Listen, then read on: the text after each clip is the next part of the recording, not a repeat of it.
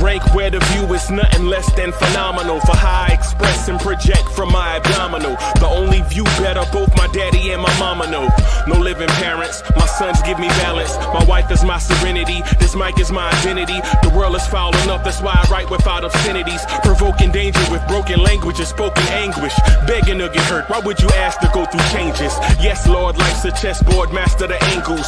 Control the tempo, be the one who holds the info. Acknowledge is just as deadly as machete swings. When spoken, the truth is as potent as that Medellin. While others swear the style is free, I just let it ring. Our time is undervalued, soldiers make us better kings. My fans on my shoulder, reaching after better things. Today I take the shot, for them I'd rather set the screen. My mama told me follow my dreams. My daddy told me get it by any means. Stand tall, make him bow to a king. But I've evolved, you can see the resolve. Look in my eyes when you speaking to God.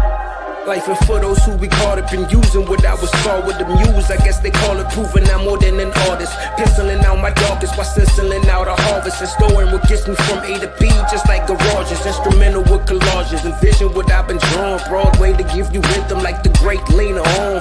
So bent on, found comfort in the storm. Find peace and on when you see them others perform. Organized chaos, I'll cast it like hey ya. Yo, party people in the place to be. What's good? It's your number one chief rocket, Knicks Universe, your main man, Uncle Freezy, and welcome to the premiere Knicks in the Nighttime show, the Knicks at Night podcast. Salute, salute, salute. Thank you for coming through, rocking with us. Man, thank you to all my people in the chat, man. I see y'all. YZ in the building. The son of the legend, Kerry Cox, is in the building. Yo, Rodney Atkins is in the building. Salute. Endgame, what's good? I see you.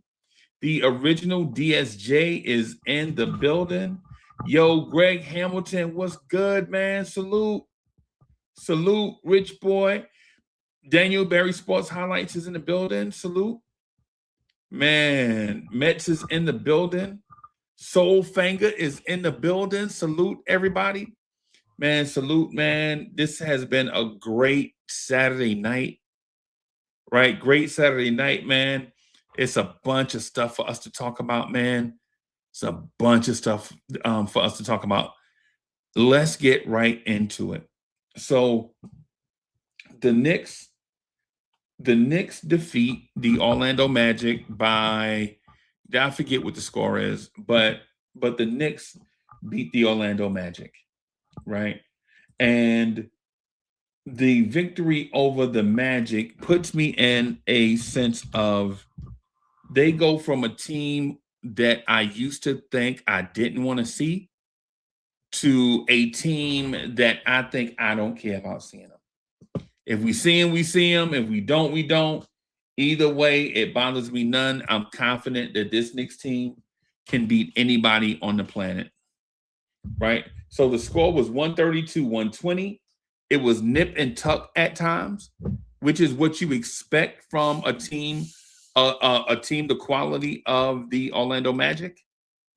They are a legitimate, listen, y'all, that Orlando Magic team is good. That Orlando Magic team is really good, right? I don't think they are where we are, but man, when Paolo gets back into shape, and when Franz Wagner gets back, that team, I honestly think that team is probably close to where the Knicks were last year. I think that team, when they're healthy, they're probably close to where the Knicks were last year in terms of development and on pace. They are nothing to sneeze at. That is a quality NBA team, right? But here's the thing. What Orlando did to the Knicks tonight was easy to figure out. Every time they did something, I felt like Mike Brown's coaching staff, the Brain Trust, had an answer for it. And every run Orlando went on, the Knicks were like, oh, okay, we see what y'all are doing. They make the adjustment, and they got back out and pushed that lead back out. Right? I mean, yo, oh my God. Jalen Brunson? Let's go. Oh my gosh. Jalen Brunson, right? Hey man, before I give everything, I need to start reading y'all comments and the thing, man, to make sure that you know. But YZ says maybe OKC can catch up with us in the real chip.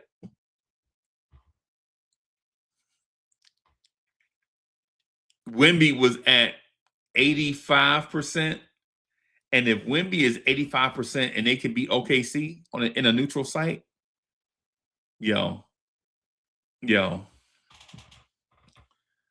Paris Duggar is in the building. Paris Duggar says, I'm just going to say any fool who says a one-game competition for $200,000 per man isn't great basketball, they need their head examined. Yo, I think, hey, man, hey, but I think you spot on. I think you're spot on. Yo, Elvis is in the building. Salute. Danny Landis is in the building. Salute. DSJ says, the Magic is where the Knicks were 2 seasons ago, a top 5 seed in the end, but outside shooting is still their Achilles heel. Right. That may be the case. Orlando was good though, brother. Orlando is nothing to sneeze at. Orlando, right? And I'll say this. I'll say this about Orlando. Orlando Orlando ran some sets tonight that, listen, man, if we didn't have Jalen Brunson, if we didn't have Jalen Brunson, the conversation may be different. I'm not saying that they would have won, but if we didn't have Jalen Brunson, man, Jalen Brunson is incredible. Jalen Brunson is phenomenal. Jalen Brunson, the way that he orchestrated tonight, the way that he made the game easy for others to score, the way that they made it easy for guys like Karl-Anthony Towns to get buckets, man. I think that the starting 5, I think no other starter took more than 13 shots. But for the most part, everyone was efficient. OG was 8 for 13. Cat was 9 for 11. Hart was 6 for 12. Bridges was 7 for 13. Jalen Brunson took 27 shots, but he made 16 of them. Jalen Brunson was 16 for 27 with 40 points. The Knicks legit in a high leverage game. The Knicks in a high leverage game shot 61% from the floor. The Knicks in a high leverage game shot 61% from the floor. Right? Did the 3 fall tonight? Did we make all our free throws? No. That we probably could have played a little bit better, but the fact that we could have played better only lets me know that this New York Knicks team is nothing to play with. This New York Knicks team is nothing to toy with. We didn't get much bench production. Kolek played well. Clarkson played okay. Mitch played out of his mind. Hey, man. Mr. Vince is in the building. Mr. Vince says, salute. Tuesday will be a finals preview. Hey, Mr. Vince and I are like-minded. So earlier in the week, I and I'm not tooting a horn or nothing like that. That's not what I'm doing. But I predicted the NBA Finals next summer. Game 1 will be in Madison Square Garden against the San Antonio Spurs. Right? That is what I had been saying. I believe that OKC is beatable by talented teams. and they faced a talented team tonight. And at times, OKC didn't have answers, and they were looking around at the referee like, "You're not gonna call that?" Which makes me think, yeah, they're the champs. They're the champs, and they earned it. But watching OKC lose instills confidence in a lot of fan bases. A lot of fan bases that saw OKC tonight are like, when you cut them, they bleed.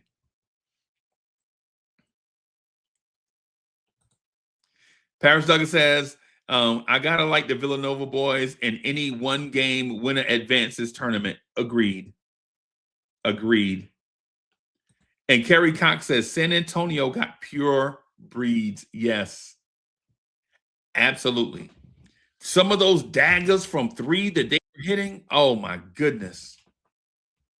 Oh my goodness. Tori B is in the building. Salute. What up? What up, good people? I'm super excited, man. So for those that don't know, we watched the game on Discord. Like, we all hung out on Discord and watched the game. We hung out on Discord and watched the game, man. Listen, y'all check us out on Discord, man. That Discord is no joke. That Discord is legit deep. The conversation, yo, the conversation tonight, man, was phenomenal. I would suggest, man, if you use such items, like if you use Discord, man, listen, jump on there with us, man. Listen, the conversations be dope. Tori B, so what did you see? What did you see tonight in the game? Our game or the OKC game? Oh, ooh, great question. What did you see in both? Well, I was on with Ron a little earlier, and I kept it quiet because I didn't want to, you know me, I don't like to put stuff in the air because I feel like it'd be a jinx. But Right. I never felt like we was gonna lose the game, not one time. And I felt like if we got to play Knick basketball, nobody could beat us, and Right. that came to fruition. We played Knick basketball, and they didn't beat us. I never felt like they pushed us out of the things we wanted to do. Right. JB was getting anything he wanted. Anything he wanted. Oh my It, gosh.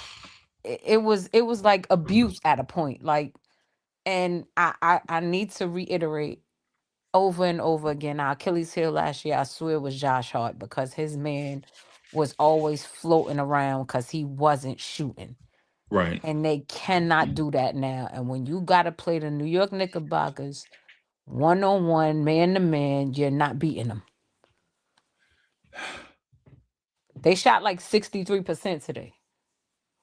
It's crazy. And a lot of those threes were like on target. You were like, yo, like some of those threes you knew should have gone down. I think the basketball gods was like, yo, Orlando's an up and comer. Just don't embarrass them on national TV, because a lot of them shots that we were missing, a lot of them were like online. Should have just spent money.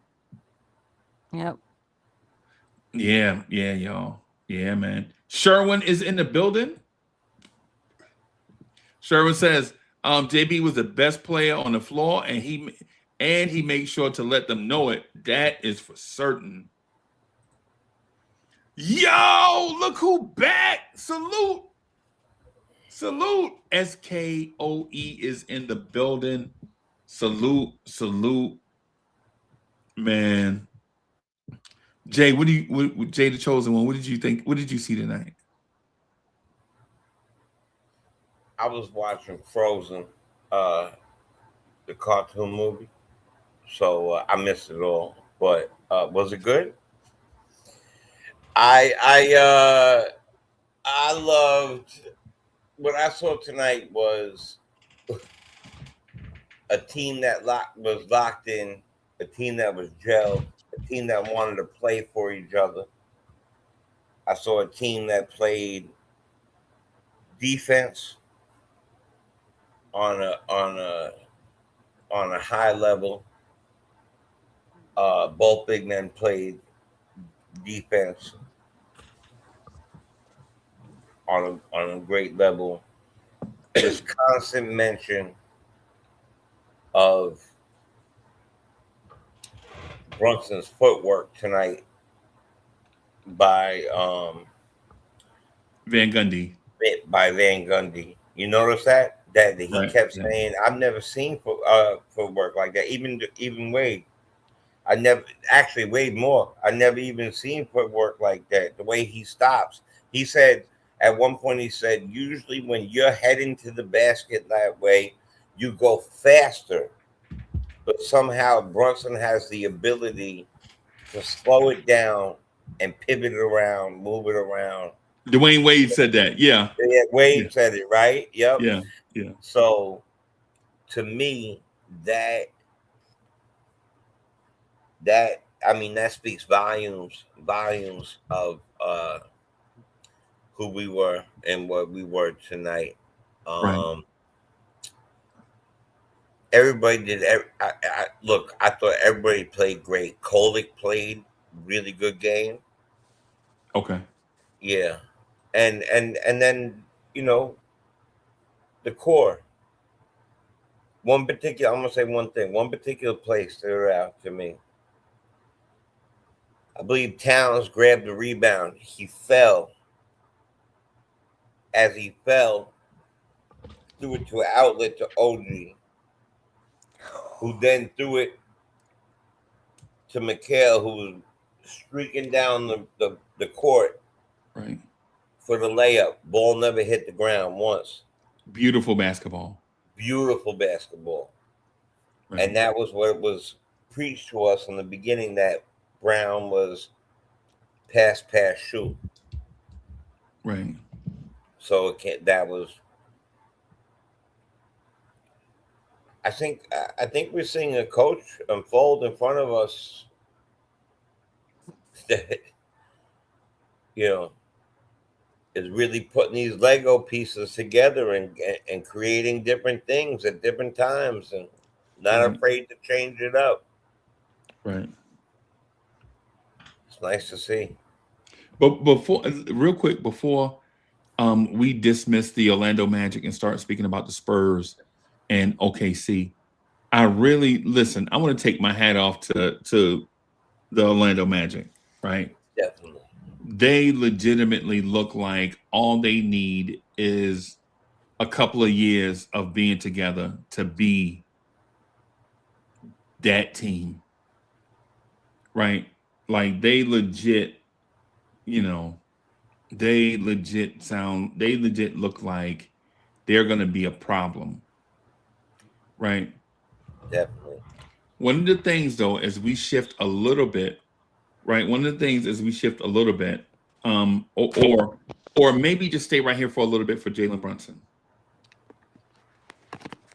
As I watched Orlando put their best lengthy defenders on Jalen Brunson, it looked like JB was like, bring on anyone, I don't care. Right? It looked like he said, bring on anyone, I don't care. This thing is important to me, and we are going to win, regardless who the defender was from Orlando. Now, in an in-season tournament where, you win, you may get a banner, you get a lot of money. Ultimately, the championship is the most important thing. But seeing that on display gives me confidence of what will happen in April, May, and June. Right? This is Jalen Brunson's team. Definitely. Right? This is Jalen Brunson's team.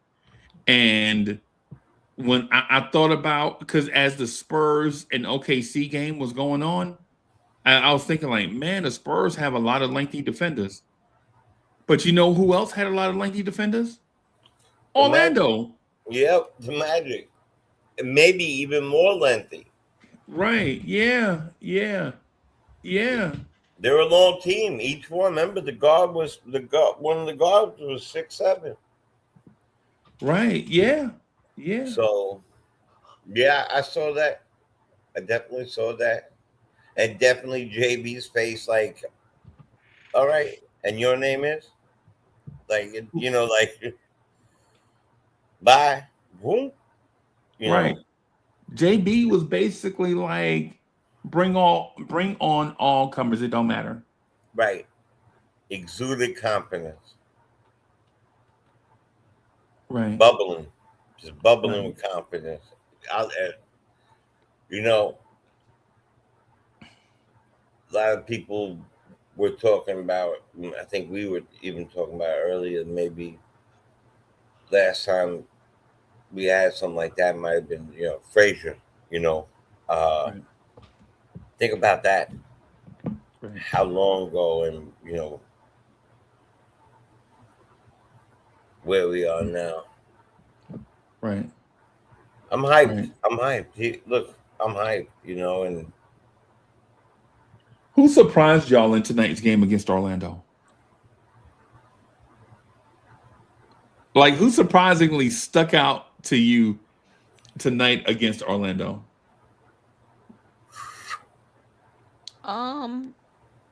I don't know, maybe Tyler, but he I been was gonna playing say well that. lately.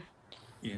I mean, I just feel like they all clicking, Right. right? So they all having good games because OG had a great game today, except for when he let himself get surrounded by 3 defenders.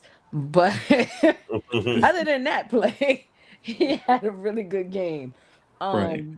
But so did Carl Anthony Towns. Right. 29 points. I think he had like 8 rebounds. And that big block, yo, Carl played a great game today. He Like did. we're gonna talk about Jalen Brunson because he dropped 40 on them and it looked like he could have dropped 100.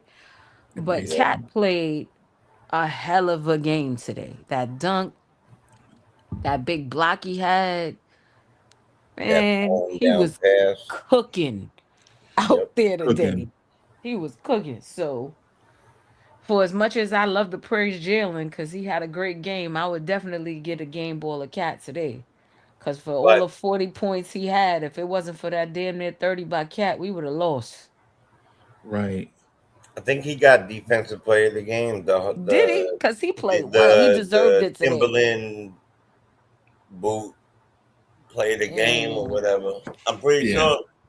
Right. Yeah. He's Right. definitely my player of the game. And I mean, and Jalen was cooking, but Jalen was cooking. he Well, literally he made them look like it was playing against the junior high school varsity team. Like he was giving them But Orlando was business. trying though. They were It's not trying like so Orlando wasn't hard, yo, executing. but it wasn't. It didn't matter. It didn't matter. And you know what? He was the best player on the floor. He just what he didn't get my game ball, but he was the best player on the floor of all 4 teams. Right. Right.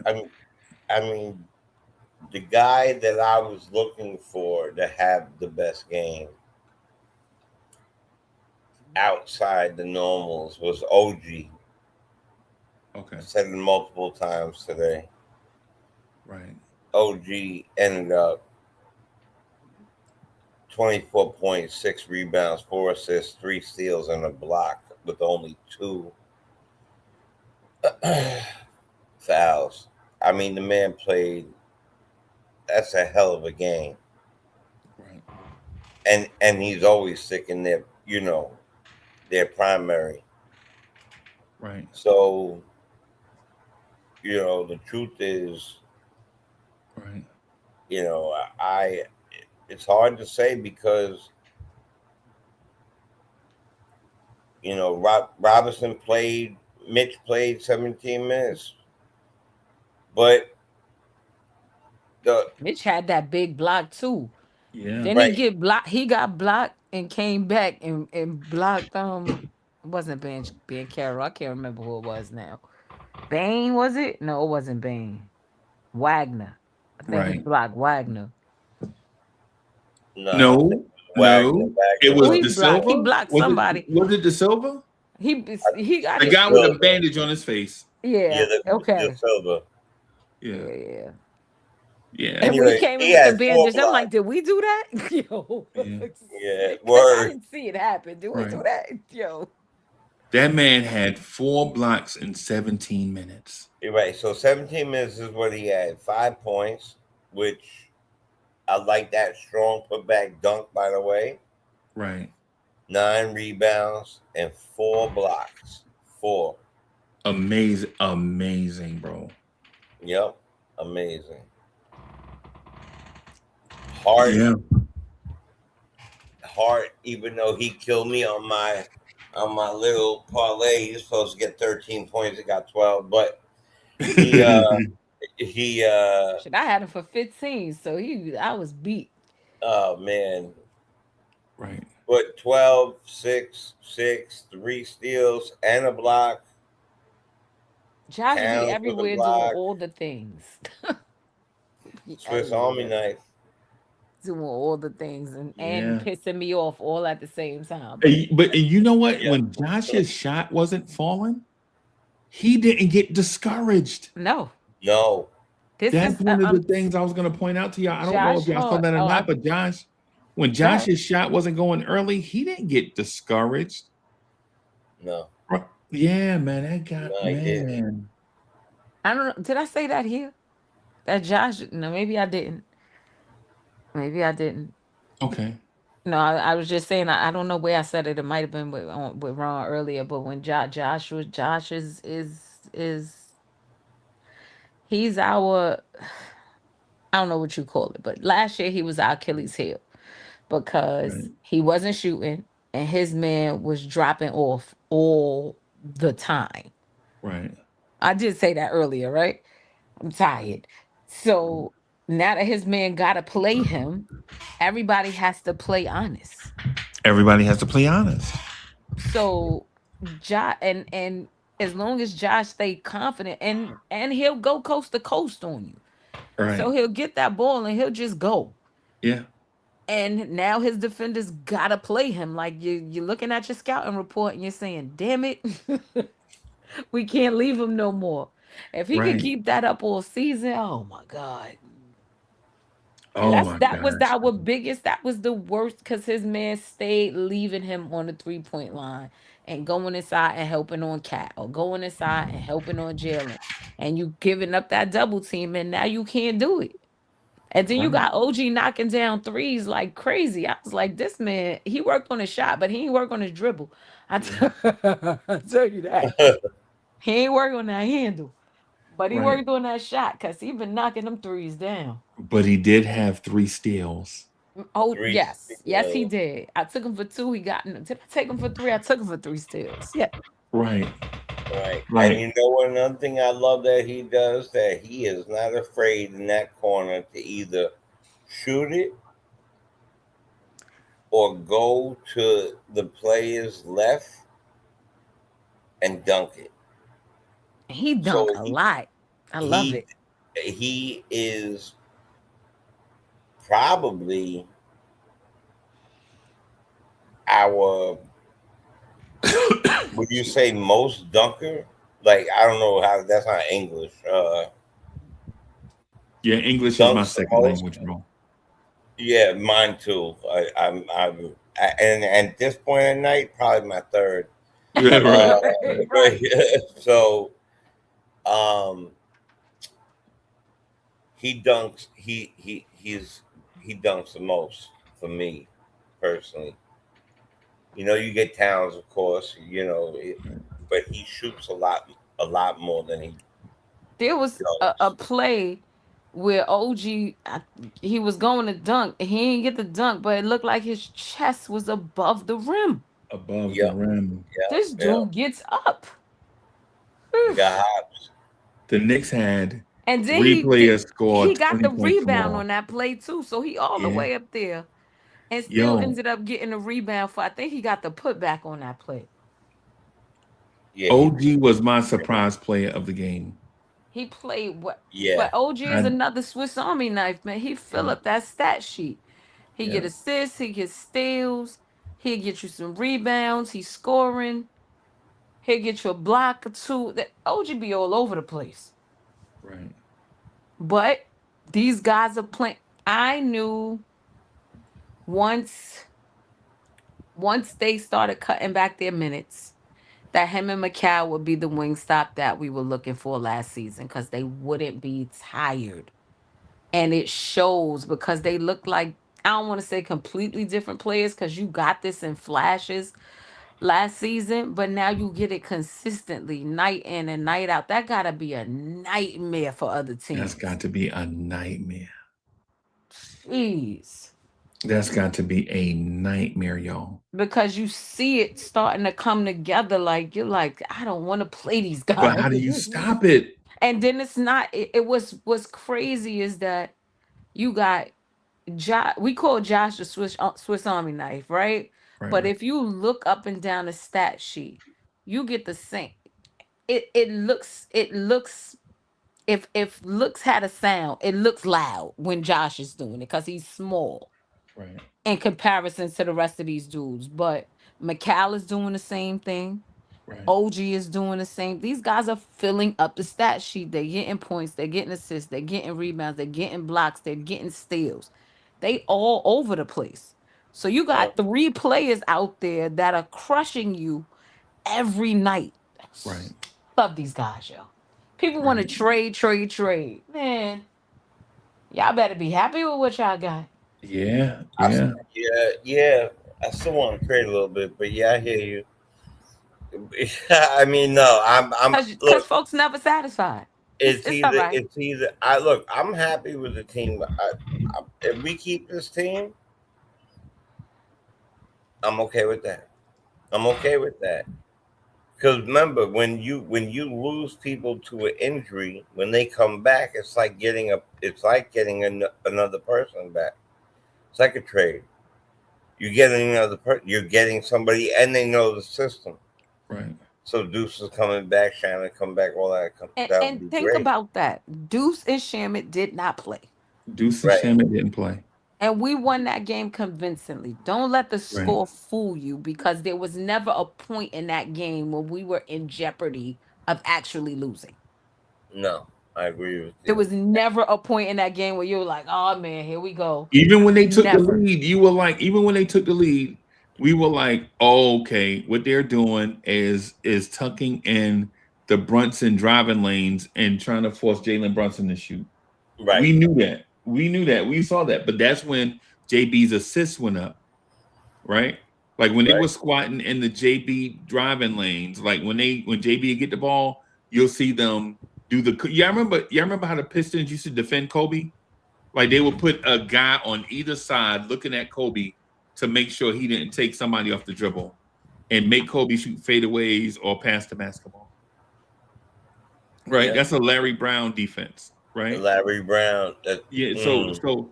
So as soon as they started doing that, man, he started dishing. That ball started moving around, popping, and they didn't have an answer for it.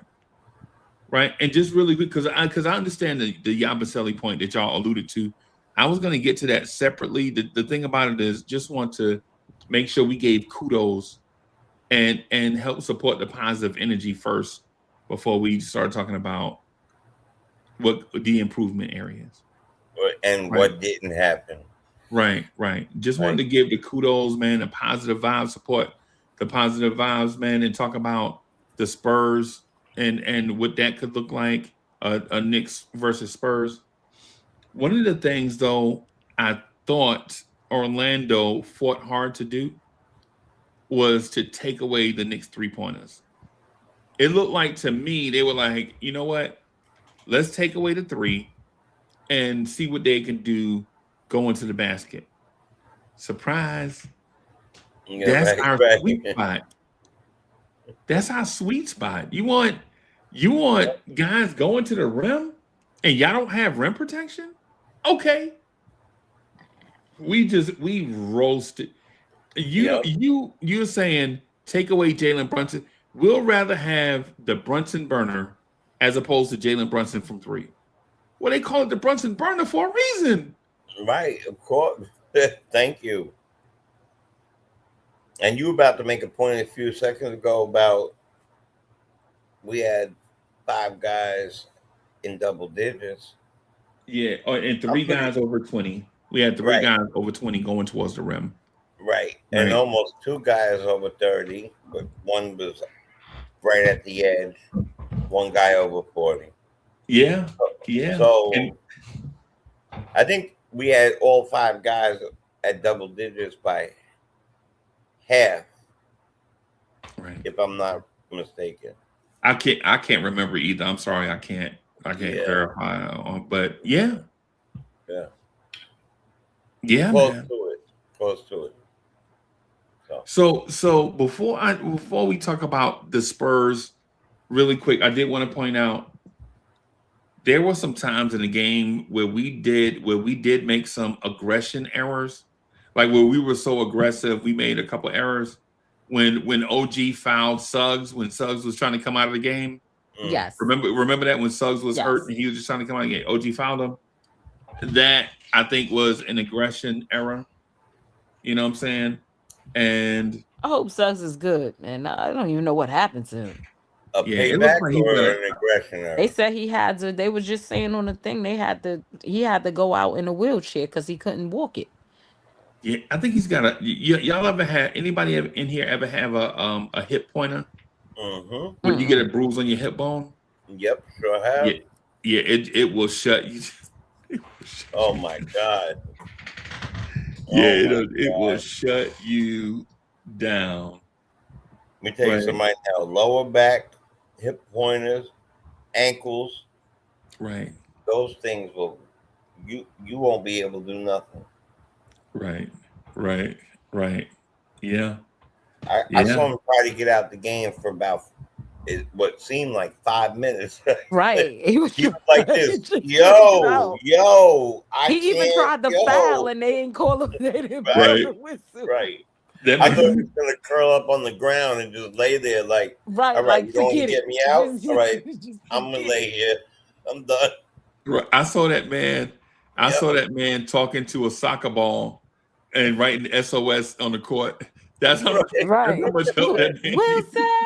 right, right. I'm about to say he's talking to Wilson. like Spalding. They're not taking me out. Right. Like that man. But one of the ironic things is it seems as if every time we play the Magic, one of their players gets hurt. That's 3 And I was games worried and about 3 us because stars. this is the Yeah. only game one of our players didn't get hurt. I sure appreciate it. Me too. I was like, oh, thank God we made it through Just this. say it I twice. did not want to play the Orlando Magic Right. anymore this season. Oh, Right. Yeah. sick of them. Oh They man. shouldn't want to play us. They should write a strongly worded letter. Listen, that's it. That's it. We've had Right. enough. I Right. think the Wagner brothers about to take their game to Germany. I think they had enough of this stuff. Yeah, bro, I'm not gonna lie to you. I'm gonna keep it a stack. YZ is in the building. Salute. Peace. What up, y'all? Peace, bro. Peace. Peace, bro. Yo, one of the things, man, I was just gonna briefly talk about, just real quick, just point it out. Cause cause y'all know how I dislike like talking about the basketball-y stuff because it get boring. But the Orlando Magic was selling out at the 3-point line, like not letting us shoot threes, right? And it was like they picked a poison, and then once they chose that thing and tried to correct it, the Knicks were everybody was already on fire. Yep. Too late. Yeah. How many threes did they take? Hold on, let me. I know we dropped 70 in the paint. Bro, that's a lot of points. I love that we're not relying, although we shoot it a lot, that we're not relying on the three. So we took 20 3-pointers tonight. Oh, that's not a lot. That's a little bit for us. Yeah, that's not a lot in comparison to how we usually shooting. How we've usually been shooting. Did we even take 20? Hold on. 9, 10. But you know that's how Orlando plays, though. They close out hard to the 3-point line. And they try to offset that by getting to the foul line themselves a lot. But we didn't allow them to do that today like they wanted to. You know who did get to the free throw line a lot? Karl Anthony Towns. The Knicks, yeah. Right. Yeah, the and Knicks. Brunson. Yeah. And and OG. And you know what else they did really My boy nicely? Mitch even hit one, Jay. Yeah. Word That's up. right. Yo, He Mitch hit hit one of one. his 2 free throws. When I saw Mitch hit that free throw, I was see now we just showing out. Yeah, And word right, up. and not for nothing, I thought the second one was going to go down too. I'm Right. about to say Right. that we need to That play one in was in and out. Vegas. I thought that was going down. Right. He Right. trying to get his season average back up to his career average. He heard y'all talking shit about him. He was like, you know Yeah, what? I got word. this. I got You something for word his y'all. career average. That's the one. You word. He definitely been But listening. here's the thing, though. It's about how Mitch got to the free throw line, right? Yeah. And not the result. Mitch tried to break the whole. Did y'all see him go back on offensive rebound when he got fouled? Hmm. Mm-hmm. Mitch was trying to break the whole. He was like, "I don't care nothing about Nas performing. I like country." Looked like he tried to break the whole stadium. Like, word. You He know? going to he at the country joint right now. Yeah, Word, you know what I'm word up. saying? Like, Yeah. yeah, man, that man, bro, that man was gonna tear that rim out the floor, bro. But I mean, you know, they fouled him because if Mitch would have could have got that dunk off, bro, we'd have been even more sky high than we are right now, bro.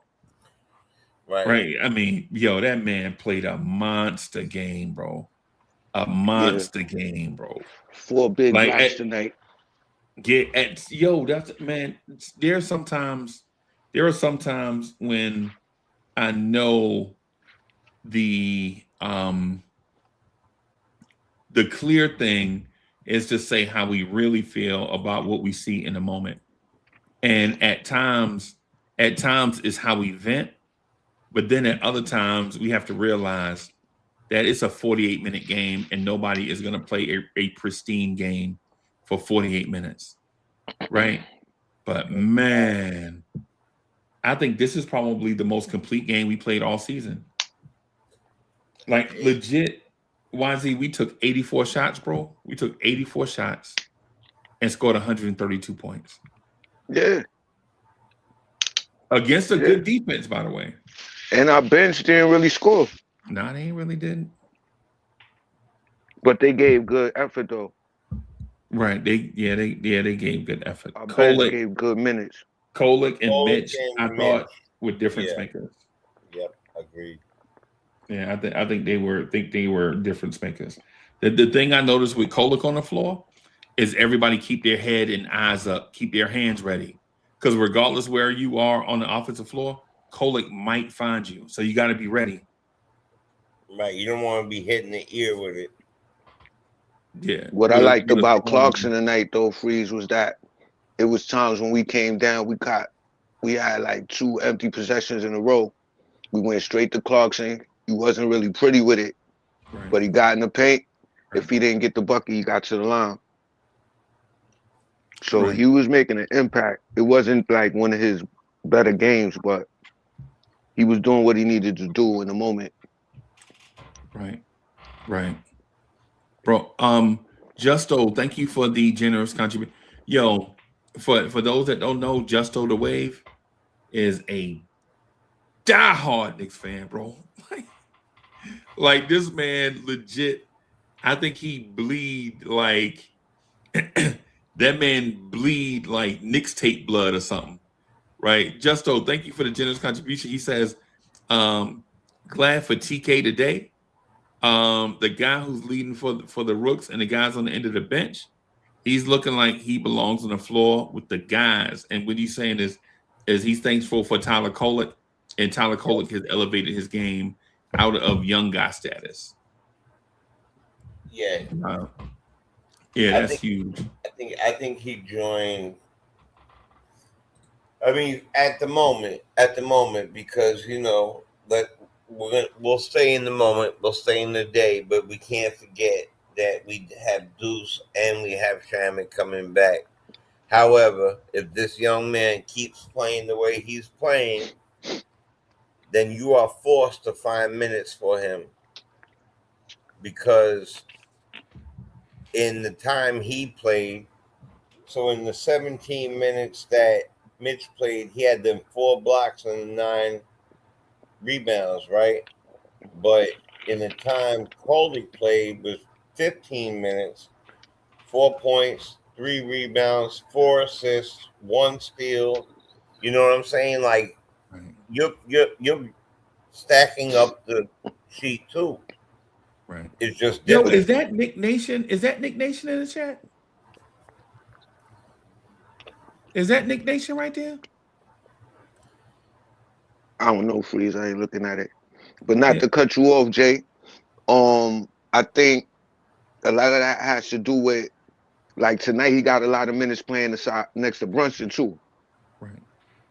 Like he was Yeah. playing a lot of minutes with the starters tonight because they was putting a lot of pressure on the ball.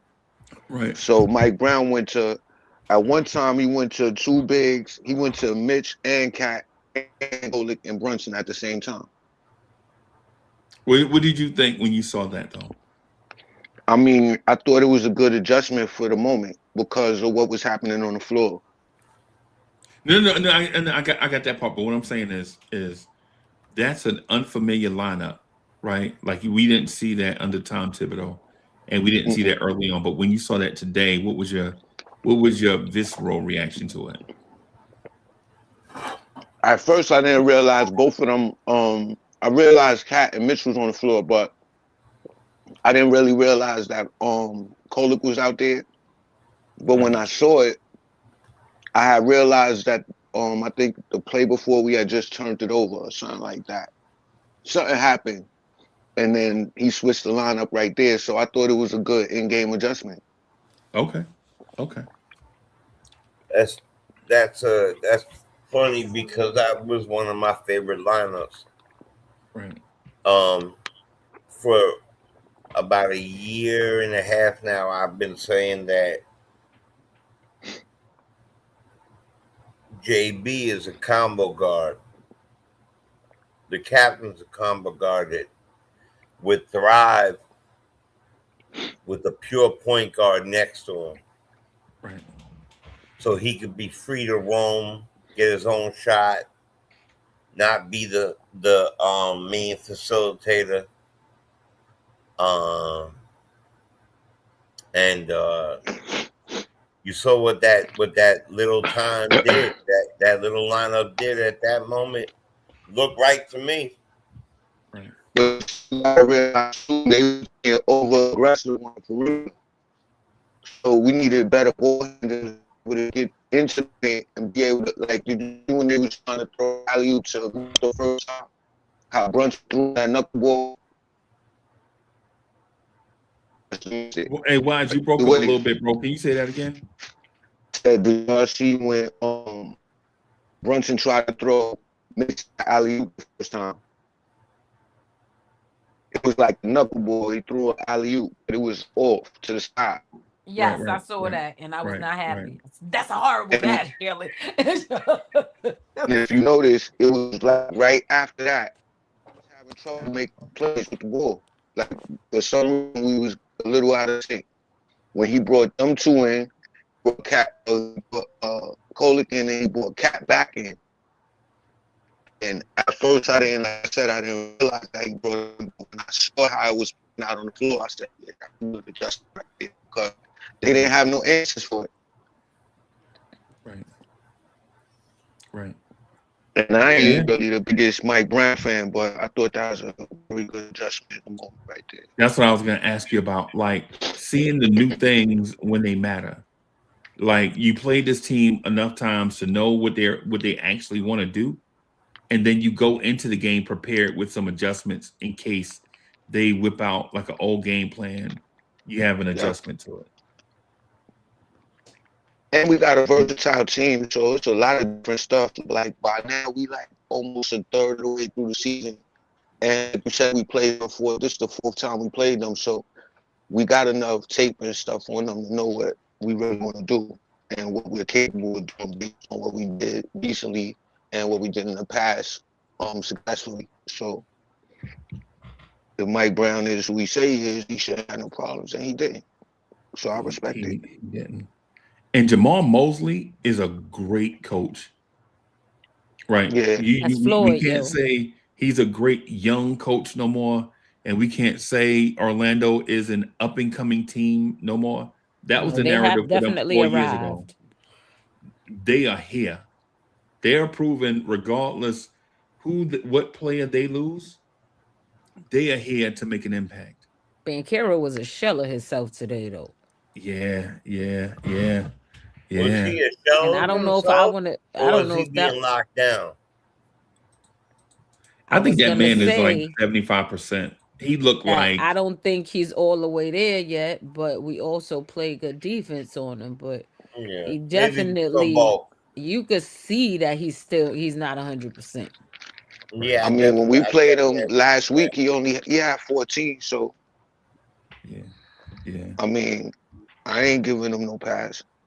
Nah, I'm not. I know. I Right. don't listen. Nobody gives us a pass. You know what I'm saying? But Exactly. you got to be realistic about it. Like we can't just be like, "Oh, our defense was so great. He had 4." Like, no, Nah. you can see Nah. that man Nah, is not himself. Nah. our defense had great But because we we were still playing gave up great defense 120 on him. points. We were We gave up definitely a buck playing great 20 defense still. on him. And if they would have had the Wagner brothers, it would have been different. Yeah. So respect to them. They still scored 120 points, Right. but they couldn't stop us today. So it ain't matter. If they would have scored 130, we'd have scored 140. Right. Sherwin, I'm not saying that he didn't put points on the board. What I'm saying is that he didn't look good. You could see that he's not Nah, he didn't. moving He good. didn't look good. Like yes, he was playing like a shell of himself because we've seen Bear Carroll at full strength, and he was not the Bro, person he normally is. Like when y'all watch him live, like me and Greeny, I think it was either me and Greeny. I've seen Paulo Banchero play live in Orlando 3 times, right? This dude is not a normal human being, y'all. Like Paulo Banchero is like shooting guard speed, quickness, and burst, and like a Karl Malone, Kevin Willis body. Like this dude is unreal. He is unreal to He like watch. a young, more athletic Randall to me. Bro, if Randall had a rocket pack on his back. Yeah, that's what I'm saying. More Yeah, athletic. yeah, because man, And Randall used to be super athletic before his leg broke. yeah. But Banchero is like past that level Randall used to be when he first was, in college and all that. Right, like this, yeah, like my God, like I agree with you, bro. And I know I say this Banchero's a all the time, beast. and I shouldn't, but when we were in Orlando and they ISO'd him on Quentin Grimes, he laughed like, who's gonna? This dude's going Yeah, word. like legit. He blew by Quentin. Emmanuel quickly was slow to bring the double team, and he went by Grimes so fast. It was like Grimes caught frostbite, and he dunked at the rim, bro. And I thought they was gonna have to stop the game for like 30 minutes to adjust the rim. And then they sent Grimes is a quickly pretty out good on him the defender next too. time. Huh? I said Grimes is a pretty good defender too. That was the point. And Grimes is a good defender, and he's strong for his size. Is the point that I'm getting at? Like Grimes is no slouch, even though there's a height advantage. But then they sent quickly out the next time for a little quickness, so the defense can rotate over.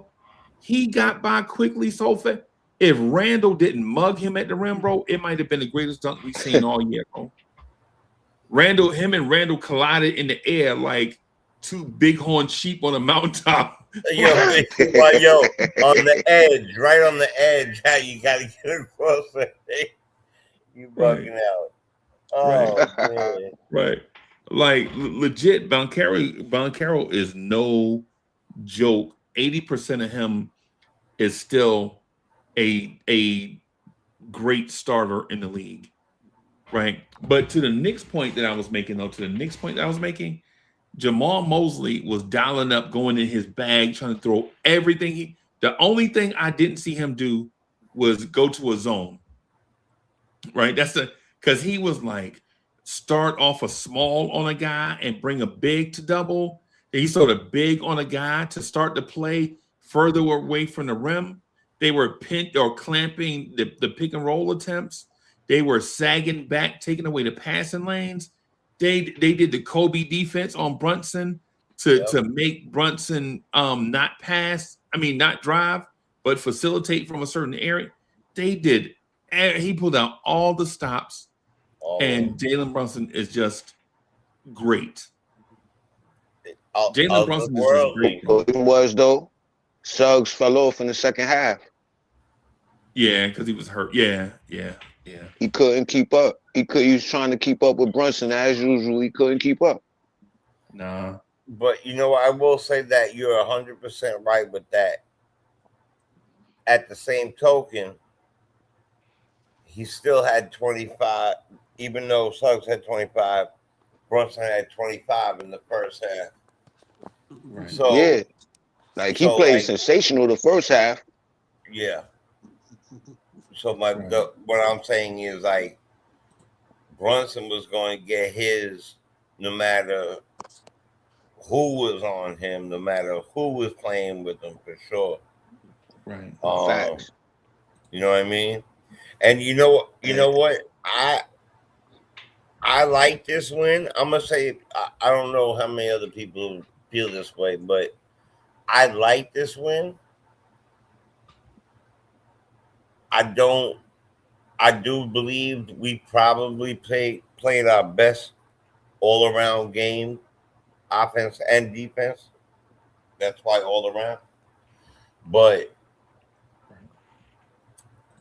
I don't wish injuries on any play, on anybody, right? So I'm not happy that Suggs got hurt, and I wasn't happy that we weren't playing a full Magic team. Right. Because I wanna see what that looks like. I wanna face both Wagner brothers and Suggs not being hurt. Yeah, of course. In a second. You know what I mean? Because that will show really who we are. You know what I mean? But you gotta notice too that every time we play I don't understand it. You gotta explain that one to me if you don't mind. Okay. What I'm saying is I believe we would have won the game no matter who was in front of us. Okay. You just want to see it with a full deck. Period. Right, but I would love to see it with a full deck, with Franz in there, Mo in there, and then Suggs not falling apart at not getting hurt. My question to you is: so what point does that prove to you then? Well, what point does it prove to me is that we, even though I believe we still win, right? It does more for us by facing a full team that is a bona fide team in the East. We can't say that the Magic aren't a bona fide team in the East. They're not the Knicks, but I'm not trying I'm not trying to take anything away from today's win at all. Right. No. You play who's in front of you, period. Right. I would like to see, Franz is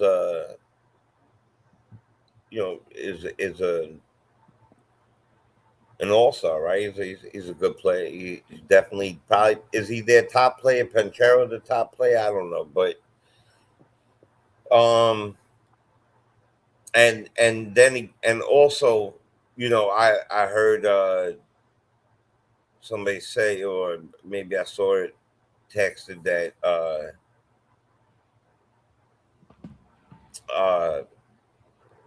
good for what's his face that he got hurt.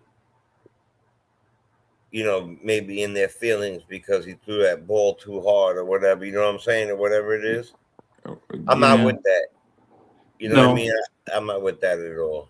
So, but if I could stay on your point though. Because I think what you're telling me is that you need a measuring stick game Right. That's what you need. You need a contending team that's fully healthy. You need to see the Knicks win against a championship contender that's fully healthy. But Is that we what I'm not fully hearing? healthy. But that's what I was gonna say because we're a contender team and we not fully healthy. Right. Yeah. Right. I'm not necessarily saying that fully.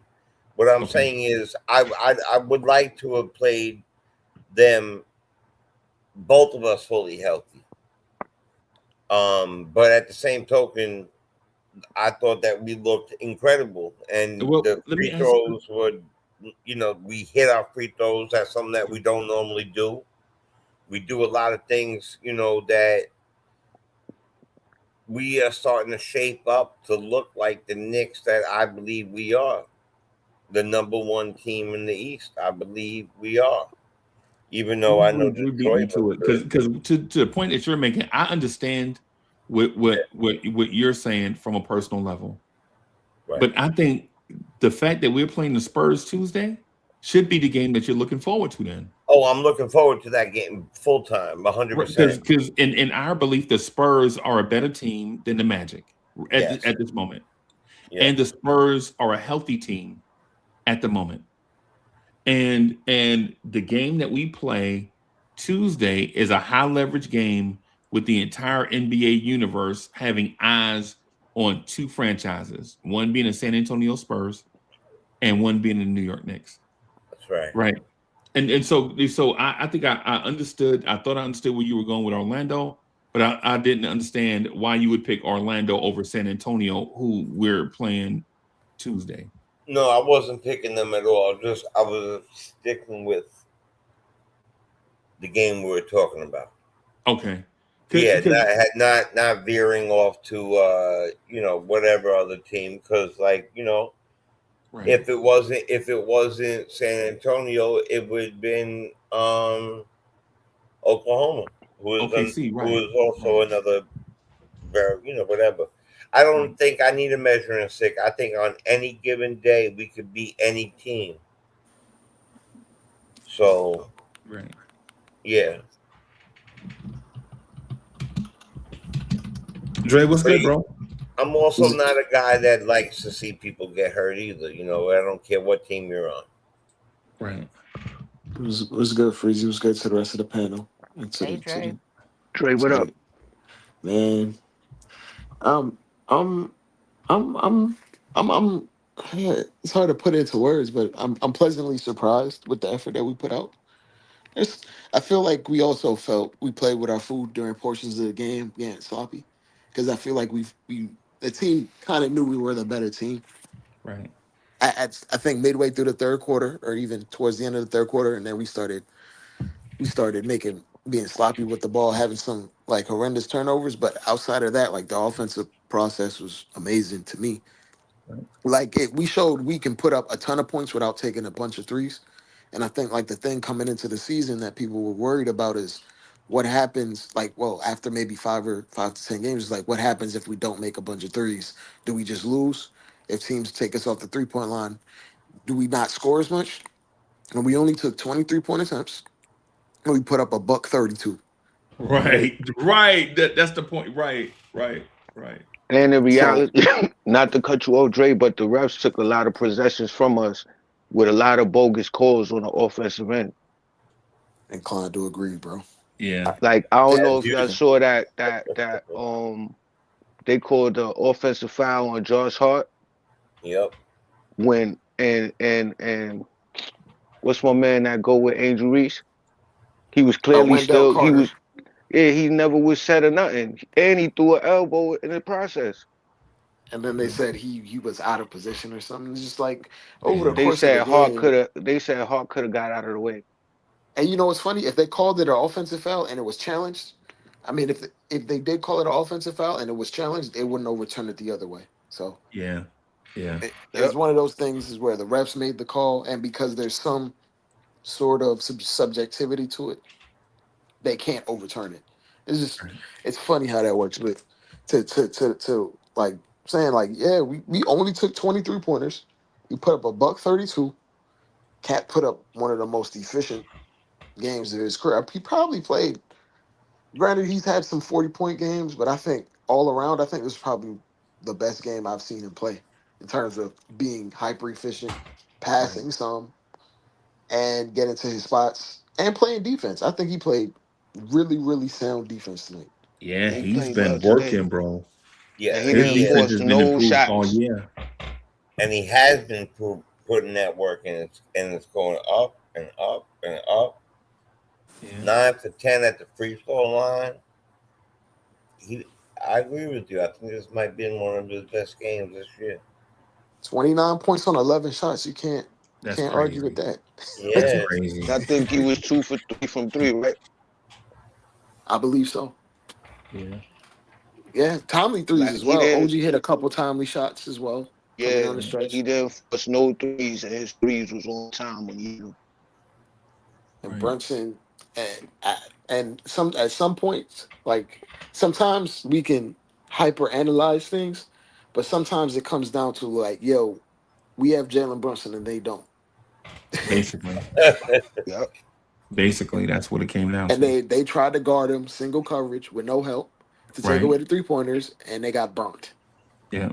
repeatedly, mercilessly, actually. Right. And they So tried to guard him with like big guards at first, right? But they kept letting us get the switch so easy onto their big man.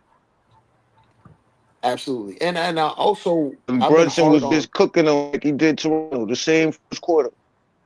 I've been hard on Kolick, but he gave quality minutes tonight, and I think it's I think some of it is on Mike Brown deciding like this is a young guard. I need to probably put him out there with as many starters as possible, Right. and Mm-hmm. he threw him out there with the starters, and that's been positive lineups. I think over the last few games, especially in starting second quarters, we've been doing that, throwing them out there with guys that can score that might need someone to just set them up a little bit, Yep. and he thrives in that role. He may not be the scorer that you need him to be when you have lesser talent on the court, but if you want him to orchestrate and facilitate while you have your studs that you're paying a whole lot of money for, Right. then so be it. Like I live with that, and I think we came out. We were down going into the second quarter, and when by the time Brunson came back in the game, we were up. So You know what I kudos kind to of think that is, Coley. though, Dre? I Yeah, kind go of ahead. think that's like, remember when Brunson and Luca played together? It's like when you put Brunson in the starting lineup with Luca, even though he was kind of smaller and not athletic like they always say, being that he had that gravity from Luca, it always gave him that extra Made step. his life easy. So when you put Cole with Brunson, it gives him that same little extra burst, that extra step that he needs. Like if Brunson ain't out there with him when he played with the regular bench, he don't get that. No, no, no. He played with the other starters that were not Brunson. Like he had him Nah, out there nah, with he played with OG and them. Cat and then them boys. He played And with Brunson too. yeah. A little bit towards when Brunson checked back in because some of those Clarkson minutes were really bad. Yeah, it Yeah. was bad, but he ran them with Brunson and Brunson, Yep, Cat yep. and Mitch. He ran that lineup like for a little bit of. It gave him a little burn together. Yeah. yeah, it But was a like when good the little lineup burn first too. came in, when A he few first came minutes. in the game, Brunson wasn't in the game and he was with the other starters, and we turned that deficit like immediately. We flipped that deficit into Yeah, being yeah. us being up like 5 or 6 points. Nah, no doubt. He been giving good minutes. I'm not disputing what you're saying. I'm really just adding on to it. Like when Yeah. they put Oh, my them fault. You together, got it. when they put Yeah. them together, it gives them that extra. Like it makes him even more harder to guard. He's more elusive when they got the more starters he plays with in general. Though it gives him that. There's less But when eyeballs you and got, pressure on him to perform. yep, He could just set the table in and space. you And see how much sometimes, space he gets on his threes. yeah, and you're Yeah. seeing like when he has those guys on the court with him, he's had a couple lanes to get into the paint and get some layups, get two Yep. feet in the paint and kick out because they're giving him that leash because they're focusing on the other star players on the court. And when you have Cat playing a good floor game, playing high IQ basketball, it makes everything easier. Also, to this point, uh, I've been hard on Josh, but because he set the precedent, like for the majority of the season, that he's willing to take and make the shot. they didn't put a big on him, and that allowed Cat to go Yep. downhill and beat his man, which was the Right. center. And I think a lot of the times last year where Cat got offensive fouls is because Cat has a straightforward drive game and he plays with physicality. But if you play with that physicality with a guard on you, they're gonna flop, and then you're just gonna Yeah, they get the gonna fly, they call gonna fall down. where you notice he got an and one on Wendell Carter, and they're not gonna give Wendell Carter that call because you was center too. Fight through it. Right. So But you seen Josh Magic yeah, passing tonight, right? yeah. That bounce pass on the transition, To McCall. That was yeah. That crazy. pass was beautiful, man. Oh my god. Yeah. That's That called was wing that stop because needle. that was set up off an OG strip, and then Josh got out on the break, and shout out to Iron Eagle. He called it the what do you call it, a heartbreak? Yeah, I the thought that Yep. was heartbreak. Yep. yeah. I thought that was pretty witty. Right. Right. We Yeah, was man. looking fluid today. I think we're seeing this kid come into his own right now. I like that he feels fearless. I like that he feels part of. I like Hmm. that he feels confident. He seems to look like he's feeling confident, Right. Right. and He I heard them mean, rumors, man. He does not want to go to New Orleans to eat beignets, man. He wants to be here and Bro, play football. beignets are good, bro. don't Beignets get are Yep. me good. started. I'm I'll hungry take right now. beignets It's over cocoa bread any day. late. You get traded for some beignets, Treasy? Yeah, bro, have you had beignets? Like when they first get them out the grease, but they put them in that white paper bag, bro. Oh Man, my G, stop. come on, man. You gonna Bro, get come traded on, from New dog. York to the beignets? The what? The what? I'm sorry. You would get traded from New York to go down there and play New Orleans. You can have beignets on the And is my check gonna clear on Friday? Yo, you Because if my sound check crazy. gonna clear, bro, I play on Saturn, bro. If you in New That York, I'm sure you could get beignets. maybe it's not the same. I will say Not on I've been his to New salary. Orleans. The food tastes a little bit better there. Whatever it Yes. is, it tastes better there. Yeah, yo, I had pizza in New Orleans, and it ain't the same, bro. It's not the same. Not the same, bro. No. Respectfully, of They course, they it's had not the jambalaya same, on bro. it. Yeah, nah, man, It has some gum. nah, nah, man. Nah, man. Respectfully, y'all know how I feel, bro. Like legitimately, the Bronx, New I can York, tell by Queens, your New voice. York You have the sound very best food on the disappointed. planet, bro. That's You know what I'm right. saying? Oh man, What you were the turning I me restaurants mean, we crazy said again. earlier? Remember Geno's and all that? Geno's. Yeah, I remember Geno's, Geno's. bro. Yep. I got one. Yo, I'm not joking with you. I got one maybe 10-minute walk right here, right now. What? Yep. You just I'll let me stay know getting what I'll you stay like. getting that You cardio let me in, know bro. what you like, and we'll work it out. Bro, I'll stay getting that cardio in, bro. Yeah, That's man. why I Nick went. Nation say Bronx have good people. Yeah, of course, man. Shout out to the Bronx, man. What's happening? Yeah, man. Yeah, man. Brooklyn does too. Let's not. New Don't York forget got good Brooklyn. pizza all over. Yeah. Period. Yep. Yeah. Yeah, man. Oh, yo, Allen for Little, sure. B's, little Italy and Grimaldi's, both places. You go anywhere, man. Anywhere. the We Like used to a corner be able to people get spots. that out of dollar town. slice Great from pizza. Ray's, and that was good. Yeah, I don't think it's $1 no more though. Nah, no more Ray's. I don't think. Not raised. Nah, but you remember Ray's though? Ray's had great They hot had wings. Yeah, and they had the one hot dogs too, which was crazy. But used to be right by the basketball courts by West Fork. yep, they had They one down had by. raised pizza right there too. Yep, right by the courts down there. Yep, Hmm. they had a Ray's pizza right there. Damn, they had about 4 or 5 of them. Probably way more than that, but Nick Yak, you gotta stop doing that to me, Nick Yak, bro. yeah, you know what? You know what? Especially after you told me not doing the sugar, and now all I could think about is eating, right? Beignets and pizza and cheese. God, Yeah, man. Yeah, man. But it depends on. I'm not doing it for. I'm gonna get back to the basketball thing, but I'm not doing sugar for a reason because I'm trying to get a reach a body archetype.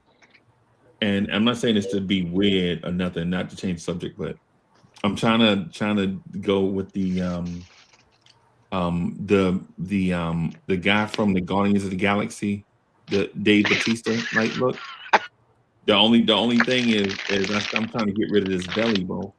Like the belly won't go. It don't matter. Yo, you could You got to do cardio to some the Tai Chi sun go walking, down, yo. bro. I know you see the commercials. Do some Tai Let me, Chi walking. let me ask you a question. You get the Freeze, you belly gotta do some burpees. that's hard as a rock, though. Well, yeah. You What's got that? that belly that's hard as a rock. Yeah, Yeah, me too. yeah. It's like yeah. I got a Busta Rhymes gut. Yeah, I got the Like Buddha belly. It's the yeah, Buddha it's like belly. a Like yeah, it's yeah. yeah. Like I've You been gotta trying do to. some I mean, burpees, Freeze. I did, bro. I do burpees and yo and I do the what like when you lean on the wall and you lift your knee. I'm doing them too. It's So just stop cheating your calories, man. nah. I'm You not cheating on no cheating. calories. You Bro, you see cheating. what I be drinking, bro? I be drinking water, no calorie. Bro, I don't add no empty calories, bro. Nah, You man. gotta I hook you be to the machine like the 50 Cent video to check all your metabolism and all of that. now that's true. Now that might be, yeah, now that might be true. That's something Cause I if have you're to not do. cheating on your diet and you eating like that and you're not losing weight, then you gotta go see your specialist Yes, to see what's but it's going not on. but I'm not doing a diet, bro. I got a meal plan. Like I legit like plan all this stuff out for like, yo, what we talking about, bro? You know what? About to ask We'll that do that. We'll question do that on another at note. the same token. The more we talk about it, and we talking about specialists and all that, I'm still hungry. Yo, but yo, but the fact is, though, Bro. I You know I gotta, got you, I gotta Freeze. get on all that stuff because body is our temple. There's no doubt about it, and I gotta check mine, rebuild it because it don't feel good carrying around that crap. I mean, I don't feel, you know what I'm saying? It is what it is. I used to be in dope shape. Now I'm just in shape. So Just yeah. you know what I mean? So Yeah, man. Yeah, man. So I'm so yeah, man. I'm cutting all that, and every time y'all see me, like every time, every time, every time Tom Thibodeau would be down by 10, and he keep telling RJ Barrett to go to the rim, like I'll just stop. Y'all just dip in and go do some push-ups, bro. I just do some push-ups. I don't know if y'all know this or not, but so I used to be a long time ago. I used to be in law enforcement, and so every time I do a round, I would come back and just like do push-ups before I do another round, right? And so you know how like old habits die hard. So it's like I be wanting, and I just go in and like do 20, 25 push-ups. You know, I need to do more than that in order to get you know, you get your muscles warm. Like you just can't get on the floor and just do like 25 push-ups and stop because by the time your muscles get warm to receive that thing, you know, came back in here and started back talking about Tom Thibodeau rotations. So, you know, I'm trying to get on that thing where if I can do like I'm legit trying to get to that place where I can do like 75 push-ups straight where and I'm not talking about no shoulders shrugged together and you're not going all the way there. I'm talking about like cracking that chest bone, like you know what I'm saying? Like you could feel your chest working and moving, right? But you know, whatever it is, man. I'm in my 50s, bro. I feel like I'm all right. So yeah, man. yeah, You know but what you I'm know saying? what I think right now, we're at that moment where we gotta do that. And I know that push up where the chest is this far from the floor, Right. but you don't hit the floor. And you know the damn man, now I feel old and hungry. Yo, bro. Right. Yeah, I feel hungry. I used to be able to bang out hundreds of push-ups. Right. I lived a different life though back then, so you know. Yeah. Yeah, a dude. Just real quick before I talk about OKC Speaking of and San hungry, Antonio. can we get Yabusele off this team? Yo, I want to talk about Yabusele just real quick. Like, so here's the thing with Yabusele. I say it every show, and I think y'all think I'm a crackpot, right? I think I was about to say what you was about to say, but go ahead, Freeze. My thing is with Yabusele is if Yabusele has no value to us, it's going to be hard to find a team that's going to have value in him. Absolutely. Right. And so the thing is, you got to play him to hope he turned the corner, but also you got to play him so that his tape will be auditioned for another team come trade deadline. At the same time, you can see Mike Brown and others by just the mere fact that Dottier and Diawara are around, that they want these kids to take that spot, right? The fact that you see Dottier on the bench and not totally assigned to the G League until March, and Diawara totally, on the bench as opposed to being totally assigned to the G League until the G League thing is over, means that they value these kids and want them to have them around these guys every day so that they can kind of figure this thing out. Because basically, if you stop playing Yabusele, you don't have an immediate replacement. Now, do you go on a trade market and trade assets for a guy that you know you're gonna eventually replace, or do you keep improving the guys that are in-house and groom them the way that you want? And then when the day comes when they get that mesh point where Yabusele's stock has come down to a certain level and those kids' stock has come up to that mesh point, until you get to that point where you decide, who do I play, Diawara or Yabusele, you have to keep playing Yabusele, right? Until that point. Because if you bench him without a minimum of Deuce and Shamit not being back, the production is crazy. Like, you know what I'm saying? Like, because the thing is clearly Mike Brown doesn't trust Huck Porty completely in those minutes, because if he did, Huck Porty would already be playing those minutes as the third center, right? Because the thing, no matter how good Huck Porty looks in spurts, there's something between Mike Brown, the system, the players, and Huck Porty that's not all on the same page. And until then, you have to keep playing Yabusele. Right now, do we want Yabusele out of rotation? Absolutely. Right? Does the coaching staff want Yabusele to work out? Absolutely. Because you need as many live bodies as you can get, because the NBA season is a long season, and you don't want to lose faith in him this early in the season and then not go back to him for the rest of the season. You don't want to do that. So you gotta play him, right? And hope this thing turn around. Could I ask you a question though? If you move Yabusele, right, who you bringing back for him? Because he's not really even in the rotation, and he's not getting that much minutes. So if you take him out, like whoever you bring in, who minutes he taking? Like if it's somebody that you want to play, he got to take somebody minutes, because Yabu ain't really even getting no minutes. Right. He would get minutes if he wasn't awful. That's the thing. He would get minutes if he wasn't awful. Yeah. I mean, Yeah. but So like the idea is to replace his spot minutes with somebody that doesn't stink. so what I'm saying though, ahead, if you Alan. put him in a space, like Yabu might be getting like 8 minutes a game now. Something like that, yeah. The idea for Yabu was to be someone that can give you spare minutes at the 4/5 and give you minutes for OG. Like theoretically, you pay him to play maybe 16 to 18 minutes a night. Yeah, That's perfect count. Yep, exactly. Yep. Right. Yep, perfect. All right. So out of even without Shamit right now, right? If you bring somebody else back, like I don't really see the slot that you're looking for. I don't I really think see it.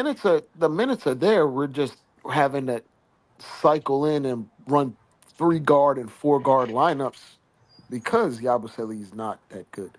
Awful. I Yeah. kind of think that's what Mike Brown want to do though. He want to play small a lot.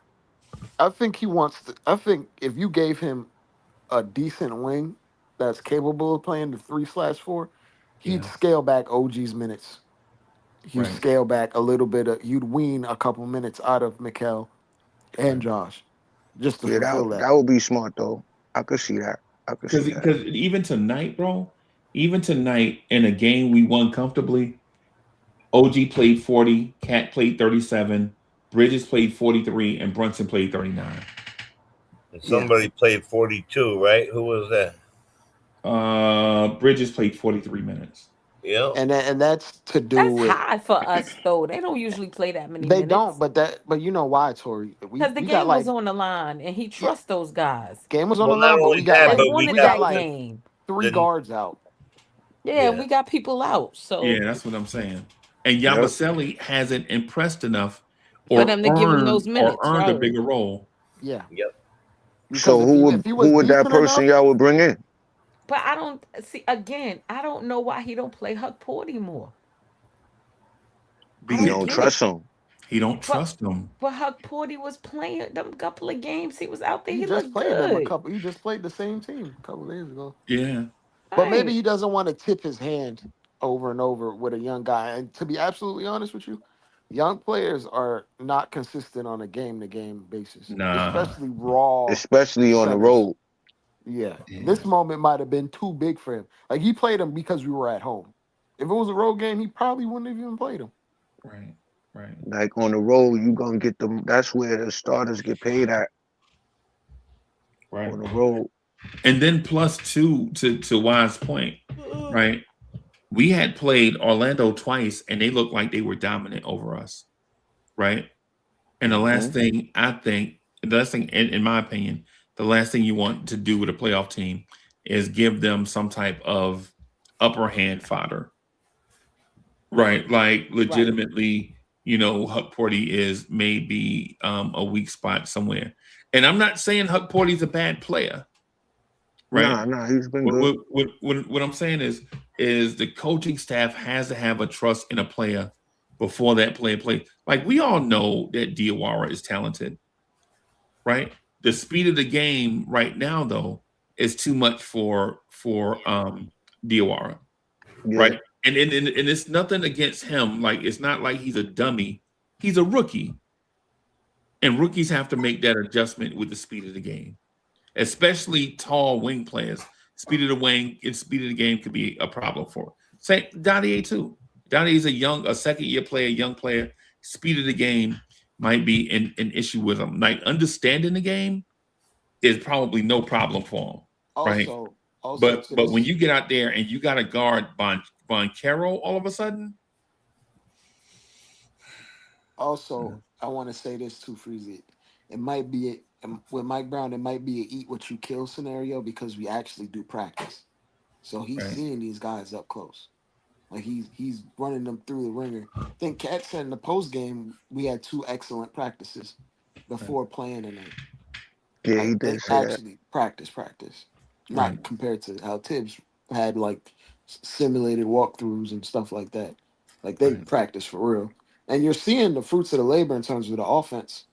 right, Because at the beginning of the year, we were basically running motion offense, trying to figure out how to play off one another.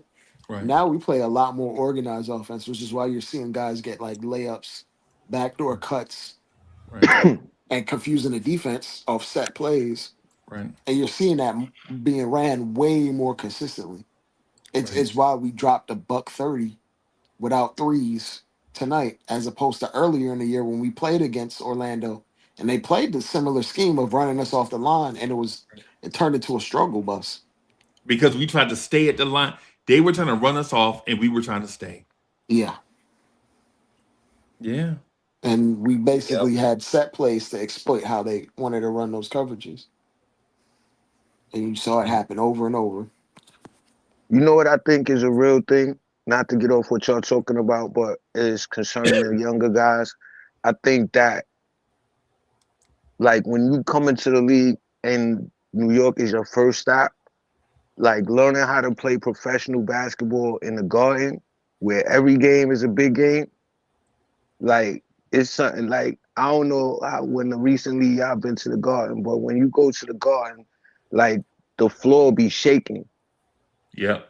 Yeah. Like so when you a guy like Diawara, when you first get in the game, you're like your adrenaline is like your heart is pumping out your chest. So by the time you run up and down the court 2 or 3 times, so much stuff done happen. When the coach pull you out, you ain't even really get warmed up yet. Right. You ain't even calmed down. So like those is real big moments. So that's why I think like they be having them guys at the game sitting there, like getting used to the atmosphere and the environment. Because when they get in the game, you see how they gave up that lead the other day. Right. Right. So I mean, it's a big thing. Like every night when every team come to the Garden to play, it's like they trying to get the game of their life on. So Right. it's always and the Garden is always packed out and lit. Yep. So And every it's team does that. it's hard to like that's a you got to be a special kind of rookie to just come straight out the box and just start balling in the Garden. It's Right. different from any other arena. Right. Like every rookie is not going to be Derrick Rose, right? Like when Right. you enter the league, the speed of the game don't bother you because you might be on day one the fastest dude in the The league, fastest, exactly. right? Or you know what I'm saying? You are an unshakable temperament. Like D Rose is unshakable temperament. When have you ever seen Derrick Rose lose it? You haven't, right? Mhm. But most humans aren't built like that, especially like the young guys that we have. I think, as I mentioned before, and I'm sorry if y'all heard this before, and it sounds like I'm beating a dead horse, but until Dottie Diawara prove that they could be switchable wings that can guard twos, threes, fours, and fives on switches, not Mhm. assignment, just on switches, they're not going to get much playing time. They have to legitimately earn Mike Brown's trust. Right. In my opinion, that's the reason why I don't think they brought in a big. Remember during training camp, we were like, "Yo, we got like 10 dudes 6'4" and under." Yeah, remember that? No, we had. I think, Dre, was it like 10 dudes 6'6" and under or something crazy, some crazy number? We were like, "Yo, we got like 12 dudes 6'6" and under."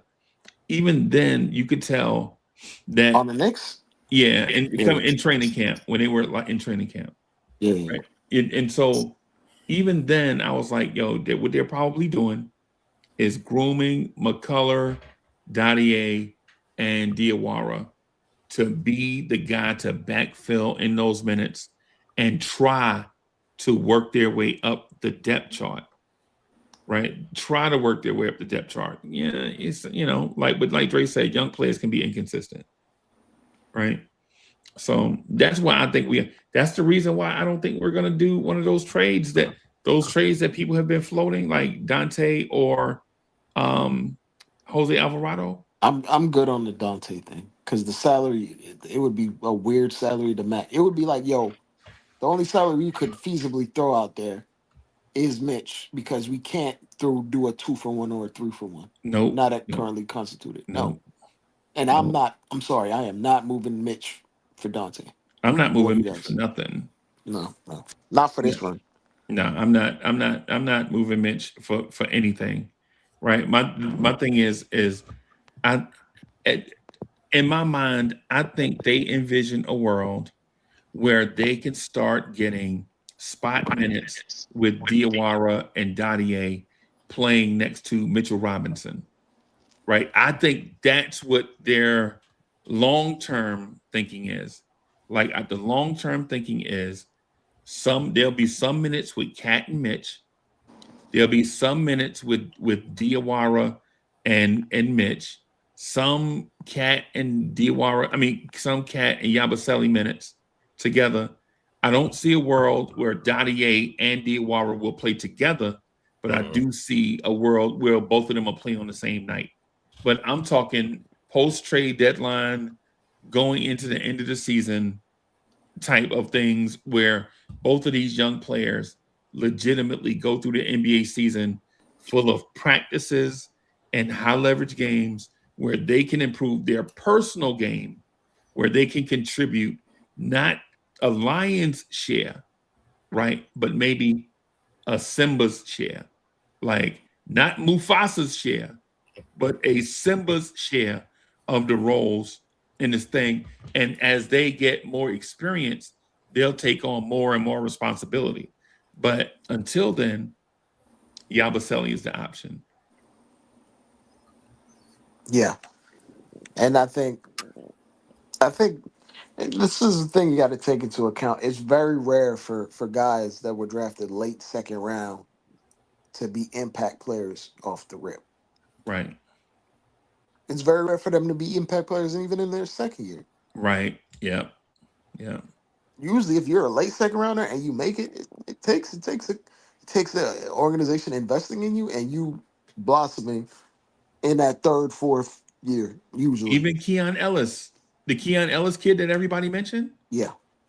he was undrafted, had to work his way up the rank in order to get where he is. Like the dude's like almost 26. Yeah. The Tumani Kamara kid that spent 3 years in Portland, he was I'll give you one that broke out just this year. Jordan Walsh. Took him 3 years to pop. Right. You remember how much we used to see him in summer league? We like he in summer league again.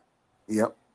You know what I'm saying? It's those. And he had DMPs this year, and now they can't keep him out the game. No, they can't keep him off the floor, bro. Things take time. Things take time, man. I mean, the thing is every wing that enters the NBA is not going to be Paul George or Kawhi Leonard. Most of them have to. You got to put them in a crock pot, man. Yeah. What's the infomercial that used to come on late at night? Set it and forget it. Y'all remember that? Yeah. You have to set it. Thinking of the most wild shit. I'm not joking, bro. Like out the blue, and now I'm looking at my crock pot right there. Yo.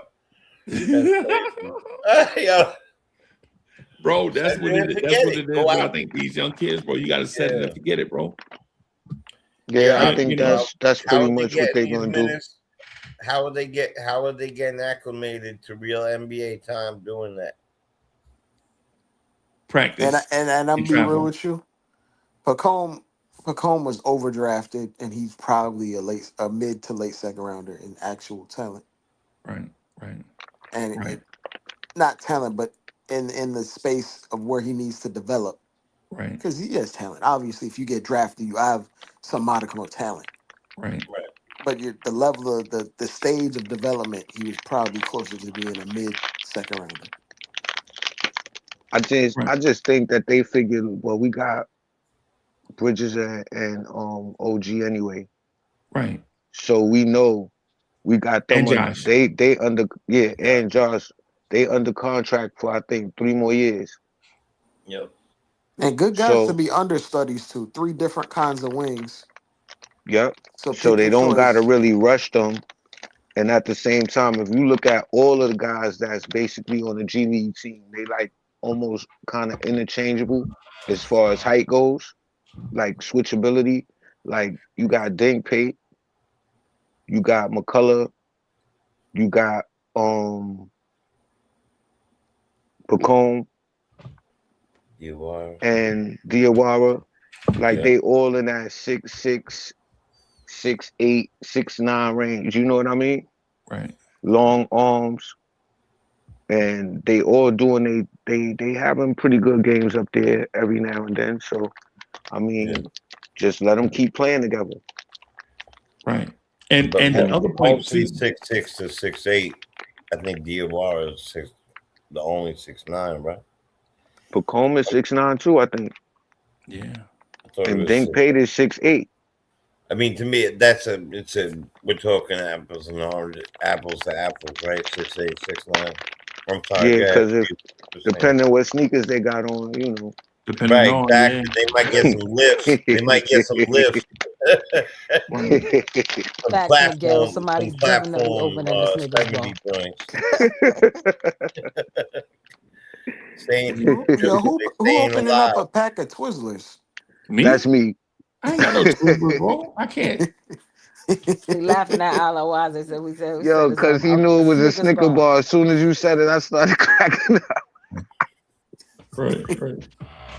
I like how you were trying to do it slowly, though. It wouldn't open. And it just got louder and louder. It went the louder it got.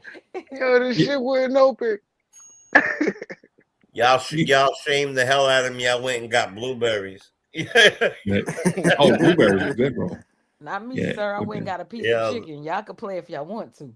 You see, no, I mean, I did that, and I put some vegetable stuff over there, getting ready to heat up a little. So Yeah. I'm trying, man. I'm trying. I got a spaghetti habit, man. Oh man, it's like krills to me, bro. Spaghetti, bro. Word of mother, yo. If they put spaghetti in blue tops, I would have just eaten it out. Blah, blah, blah. Anyway, I shouldn't not take it there, but you know what I mean. Nah, man. I feel you. But the other thing too, I was going to mention is I think sometimes in our conversations we look at teams that play wings right away and say, "Hey, man, such and such wing from the Washington Wizards scored 14 points the other night," and don't account for all the mistakes that their player made and played through. Don't even see the turnovers. Yeah, the blown assignments. And the stuff that the things that don't make the stat sheet, like blown assignments and not being in the correct place on offense. And so to Bub Carrington, it's a missed shot, but it's because Kashawn George wasn't in the right place. You know what I'm saying? It's like all these things, man. So yeah, man, that's what it is to me, man. Like legit, you know. Like in terms of the roster, I think the roster is Gucci, right? Are there things that this roster wish they had? Absolutely.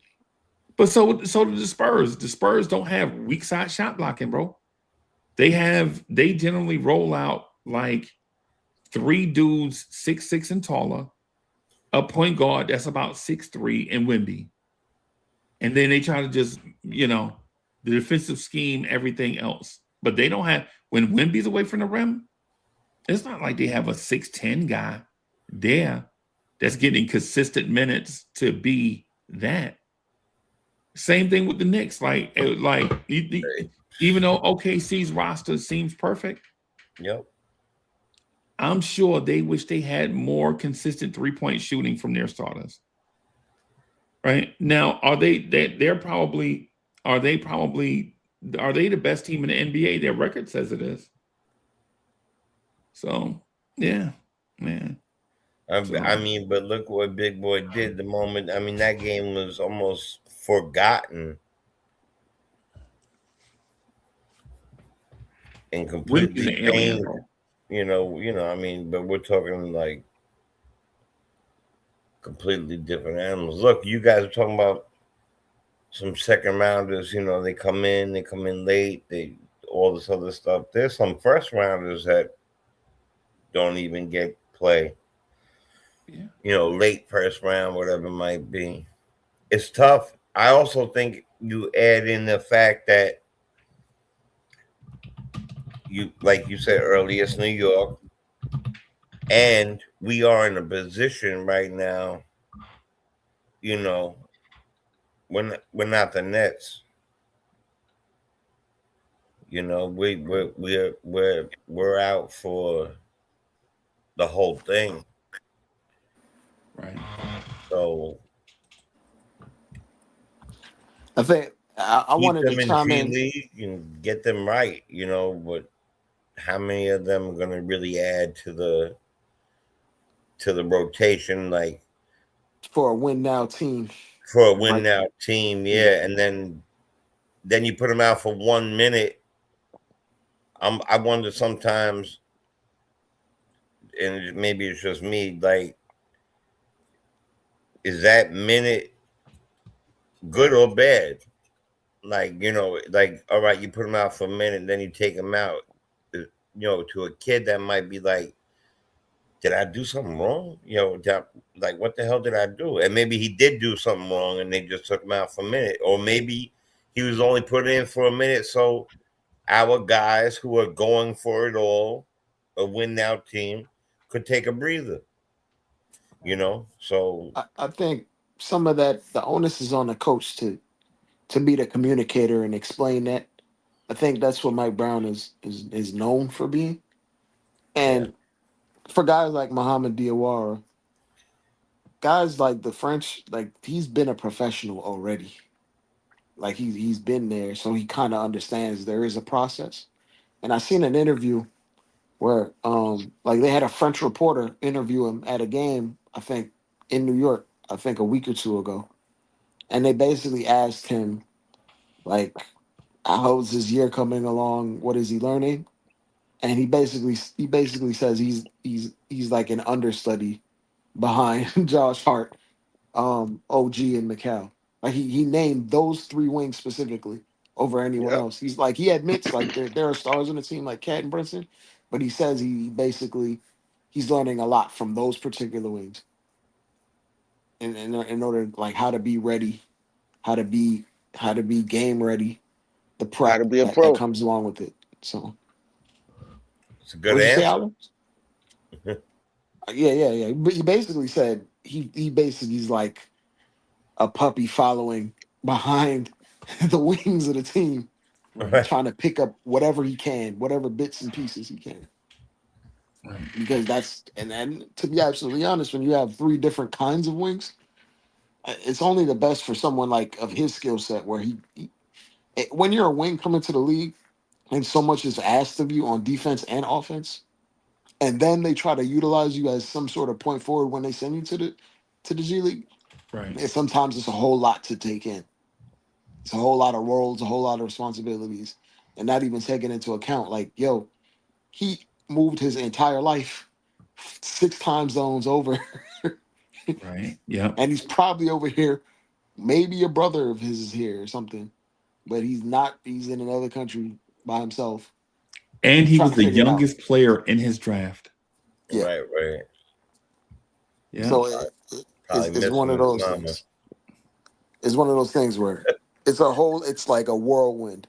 So him not figuring it out, the coaches probably know that already. Yeah. So they're not even gonna be mad at him if he screws up. But they'll probably reiterate some learning lessons and teaching tape. But whenever he's ready, he'll be ready and they'll utilize him. But I don't think he's ready for any consistent minutes at this current moment. Whereas a He guy got a like lot of Gallup, energy though. oh, absolutely, his motor is high, very high. Wait a minute. Who's that with a high motor? Mo Diawara. Oh, Diawara. Yeah. He got a lot of energy. That's why I know like his heart be pumping when he come in the game because you can't. It's like he can't slow down. You know why? And to this point, when he misses, he misses. I don't know if you remember, he missed that free throw. Good lord, his heart was Golly, bro. They pumping. still installing a new backboard, bro. How do you? He missed the free throw off the glass to the left, To the the left, bro. the ref duck. and then when he missed, I think he missed the three, and it was wide right. Right. It's like his heart is pumping through his chest, but you could Hmm. tell like he put in the work because a lot of the stuff he does relative to the position he was drafted in the draft, he's a super fluid athlete. He may not be that explosive, but he has some intuition and instincts. And he's super fluid. Like I didn't anticipate his jumper to look mechanically that fluid, Yo, considering where he came from. He said wide to And the he right. down the court. He down the court like Yeah. Giannis, like three, 4 dribbles. He down the whole court. Yeah. bro, one of the things I read about Mo Diawara before the draft was like the Knicks were the only team like super locked in on him. But then there were things like, yo, this kid ain't ready.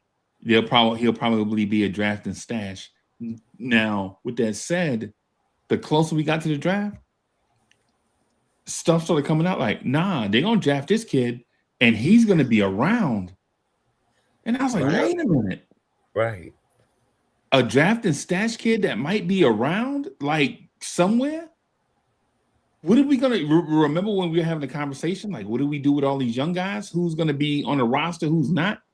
And when Moby Awara got the roster spot over Kev McCullough, we was like, they see something in this dude, bro. And they investing in the back roster because they like, we need to get some guys that we really need to keep on the roster that's cheap. Yeah. Since we so top heavy, so we got to figure out which one of these guys, because that's the same thing they did with Pacone. They said Pacone was going to be like a draft and stash, and he said, nah, I'm coming to play. Okay. They did that last year with Pacone. Bro, I think both of those kids, man, are gonna be around in some capacity. I don't know what, because what you were entering the league may not be what your role is in the NBA. Right? We don't know until these guys get their nutrition right, weight room, basketball IQ, feel for the game, experience. We don't know what they'll be after they get all that stuff. Right? Because I honestly thought when Mikal Bridges was drafted, I honestly thought that there's no place in an NBA for a 6'6", 180-pound guy to defend on the wing in the NBA every night and survive. Right? But not only is he not 180, he's not playing at 200 pounds, doesn't miss a game, can be elite defensively at times, and can be explosive offensively at times. And he is the epitome of a system player. The epitome of it. Like you and never he might be the most consistent wing that came out of that draft. Right. And because the thing is with Mikal Bridges, you never see him go rogue, right? Like you never see him not pass the teammates and just take 12 shots in a row. No, You never see that man blow assignments back to back on defense. Like that man legitimately is locked in, bro. Like even legit. when it's hot, he might hit 3-4 in a row, and he still will defer because he's part of the system. Right. And this season, he definitely been the most consistent, if you ask me. Right. No, I agree with you on that. You know, it might not look like that, but he stacks the line in many different ways. Right. And he make a lot of timely plays, like on both ends of the floor. Right, two-way. And what we thought, you know, all that big wing stuff, you know, he must have worked on something because his defense got back up to snuff, you know, so. Right. We took him off the ball so much. Yeah, that's a good point. Right. And we stopped smashing them on the windshield. Tom Thibodeau legitimately should have an ankle bracelet on for what he did to Mikal Bridges last year, bro. like, how do you legitimately have a guy that size who is a shadow defender? Like in space, you can't get by him, but you smash him into Steven Adams 115 times a night, and then expect him to knock down pause, yeah. And we expect him to knock down like threes late in the game. Like, what do we even like? What is that? I know why he did it, but I think that's a whole nother conversation. He did it. I don't even want to get into it. He did it because he like plucking wings off butterflies, bro. He's a sociopath. He can't help himself. Tom Thibodeau probably somewhere with a magnifying glass on ants right now, bro. Like how you gonna do when you know it's not working, right? When you know it's not working, bro. You like, yeah. He got a little book to identify the ant. Yeah. Yo, this is the pecan. This is the Georgian pecan ant. Right. You know what I'm saying? I'll be doing the most. Right. Yo, yo, and then at the end of the year, we in the damn ECF, and he can't lift his arm to shoot a free throw. Right. And Tom Thibodeau need defense. And he like, oh, we need defense. Brunson, Cat, get in the game. So that right there can't do that. Yeah. Yeah. I know that I'm trolling the Tibbs fan on the panel. I know there's a Tibbs fan somewhere on the panel, bro. Yeah. So just trolling. just trolling that, sir. But real quick before we wrap, anybody got anything else before we I don't know. Yeah, if you man, we ain't mentioned even it. talk about San Antonio. All right. Well, one thing too. We I don't know if you mentioned it, but we tied the season series with Orlando after the two rough games to start the year. Yeah, which is thankful Yeah, for we the that. tournament. The tournament allowed us to get another game to time with, but yeah, I like the bounce back. But yeah, we could talk about San Antonio for a bit. Let me ask you a quick question on that. Tied the season. The next tiebreaker after that would be the regular season record. Point regular season. I think it'll be your in divisional record. Your record in your division relative. Oh yeah, of course. Relative to what their record is in their division. I believe that's the next order in the tiebreaker. Yeah, that was definitely a 2:00 in the morning question. Pardon that. I already looked this up. I looked this up like maybe 3 or 4 days ago. That was a pecan. So Freeze, let me ask you this: you think it's better that we playing San Antonio, or would you rather play OKC?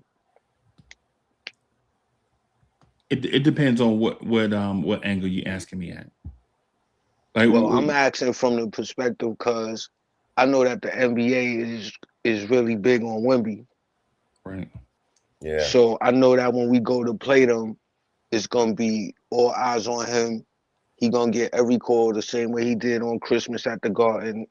And I know that the NBA always use the Knicks to promote a narrative. Right. So I'm looking at it from that standpoint.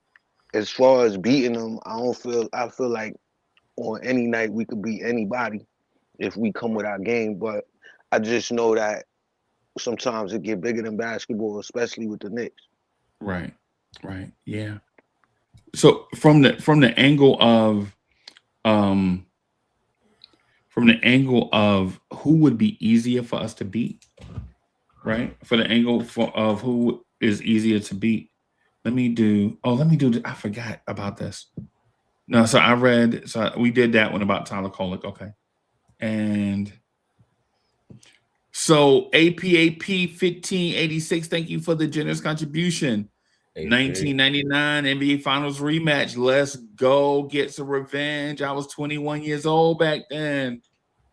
Bim, let's get some revenge. That's what revenge is sweet, right?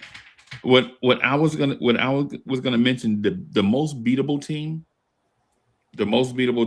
to me was OKC, because they don't have an athletic freak like a Anthony Edwards type guy.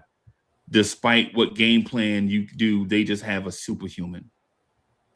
OKC don't have that. Now, do they have a bunch of really good skill players that play great together as a team? Is their coach super prepared? Yes. I think they're beatable. Right? I think that team would probably be easier for us to beat than San Antonio. I thought that going in. It's the reason why I've been saying for the past few days, I think the NBA championship is going to be Knicks versus Spurs in June. Right? Now, here's my thing though about the Spurs angle, right? I don't think the Spurs have hit their stride yet. I think the Spurs are about to start clicking, so to speak, right? But we play them Tuesday, right? We play them Tuesday. So they won't start clicking until they get a run with Wemby. Tuesday will be their second game back with Wemby before they can start clicking or whatever, right? I think we can beat San Antonio with Wemby, without Wemby, whatever it is, right? The only thing that bothers me or worries me about a San Antonio versus Knicks matchup in the Emirates Cup is, well, there are a couple things. How involved will the referees be with the whistles? If the referees bring out 3 whistles apiece, the Knicks are in trouble, right? The other thing is, are the Spurs role players ready to step up and be championship level guys? I don't think so. I saw some weaknesses in OKC's defense that San Antonio exploited, that there's no way Mikal Bridges and OG Anunoby are going to let, like, there are some passes to the rim, right? Like the Spurs threw like these pocket passes at the rim. There's no way that we're going to allow a player 19 feet away from the rim to throw pocket passes for backdoors, right? 19 feet, 18 feet, 15 feet from the rim. No. We might not get to them. We might deflect them out of bounds or whatever, but we will deter that part of the Spurs offense, right? We'll deter that. Will their role players come out knocking down threes? I don't see that either, right? I think I'm not going to say this is the Knicks carnation, because that's what where arrogance gets you. Mm-hmm. But I do think there is a world where Wemby can play his best and the Knicks can still win, if that makes sense. I don't know if there's a world where if Jalen Brunson plays his best, the Knicks lose. I honestly can't see that. I haven't seen that yet. Where if Jalen Brunson plays his best, and I don't mean take 42 shots.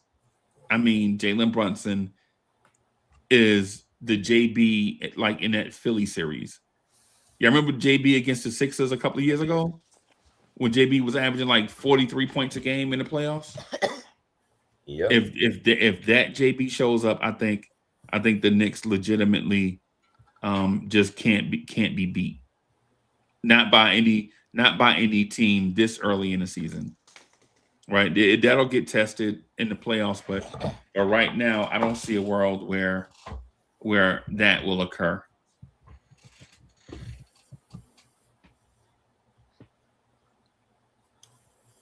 That's legit. Like I said, when Knicks play Knicks basketball, nobody could beat us. There we are.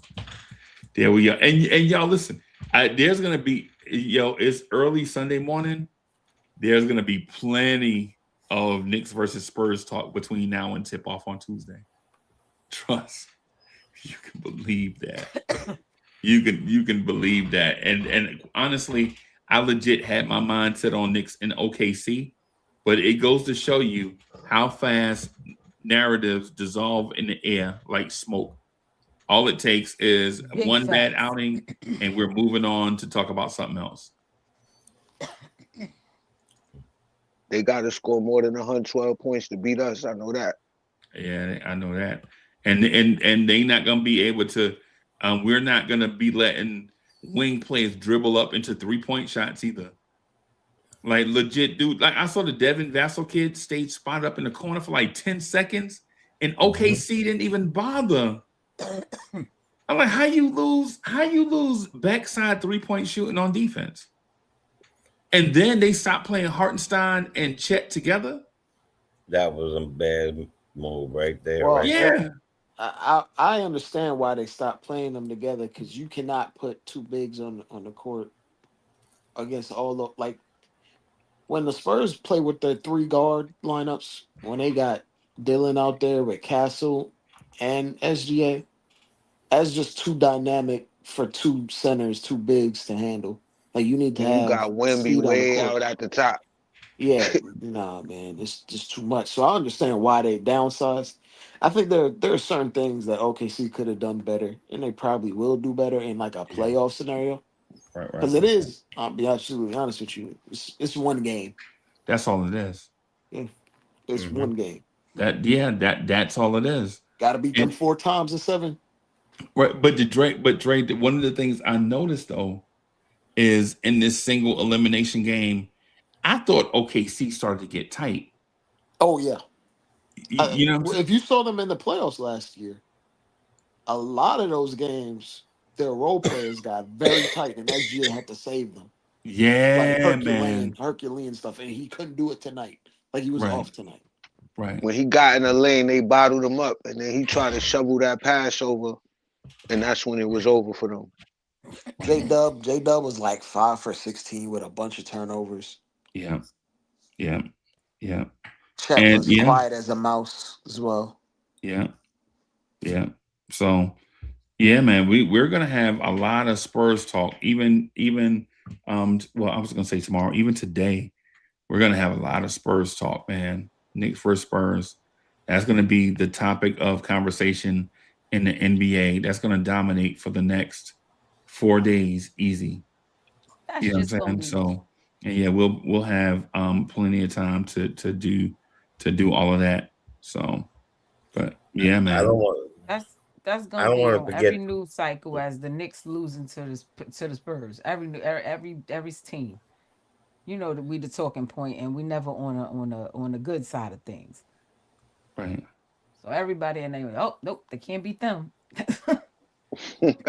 You know, So it don't matter who we play. you know where the Knicks win, how this is a win-win. This is a win-win though for a Knicks team that has been together but not really together. You know what I'm saying? Like it's the third season for OG, second season for Bridges and Cat, fourth season for Josh, fourth season for Brunson, right? But where it's a win-win at is the Knicks have a relatively young roster outside the starters, and they get to be in high leverage situations. So even if the Spurs do beat us by 1, our young guys get to feel what a high pressure situation is like, right? Like they get to get that sense. And so I think that's a plus for us. The more high leverage situations your young guys are in, the faster their development seems to move, right? Unlike if you play 8 lottery picks for the Washington Wizards and there is no high leverage moments, they don't develop as fast. Now, do they get to score and fill up the stat book and all that stuff? Do they get to say that I'm a starter in the NBA? They get to do all that stuff, right? But they ain't playing for nothing. Yeah, they don't learn to value possessions and right clock and score and stuff like that. They just running up and down with really no guidance. Right. They don't know what it's like to when a guy beats you down the floor, but you're running as fast as you can to get back and you don't have any gas in the gas tank. You know what that means? That means you got to change your diet, get your nutrition right. Get your conditioning right. Right. That means you have to do other stuff. It's not just about will, it's all the stuff that go with it. But if you're never in that situation and people tell you to eat right, you're like, yeah, man, I had Popeyes last night. Yeah. So yeah, man. All right, everybody. I'm gonna get out of here, man. I'm trying to keep the show to trying to keep it to like 2 hours, man. I appreciate everybody for coming through and hanging out, man. I'm gonna jump on in the morning and try to get back in that 718 boys spot, the old school Knicks spot, so that we can catch the morning crowd too. Right. Thank you everybody for coming through and hanging out. Thank you everyone for the generous contributions, including the thumbs up, the subscriptions, and all those things, right? And so APAP says, the only thing that worries me about the Spurs, Adam Silver trying to push Wemby, and they're going to try to do that off our backs. That may be so, but at least we have a fighting chance, bro. That's the thing. So even if that's the case, even if you're right, because I believe you're right, but the Knicks at least have a fighting chance in a high leverage situation. So, yep. Hey, y'all, everybody, thank y'all for coming through and hanging out. Man, I'm gonna try to holler at y'all in the morning. I'm gonna try to shoot for about 9 o'clock. If I don't, y'all will know why. if I'm not here at 9, y'all will know the reason, man. Thank y'all, everybody, for coming through hanging out. Peace, everybody. Good night, good people. Good night.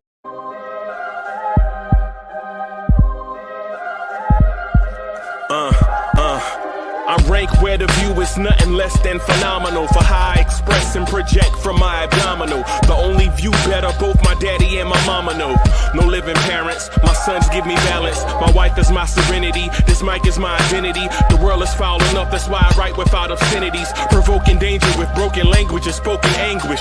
Begging to get hurt, why would you ask to go through changes? Yes, Lord, life's a chessboard, master the angles.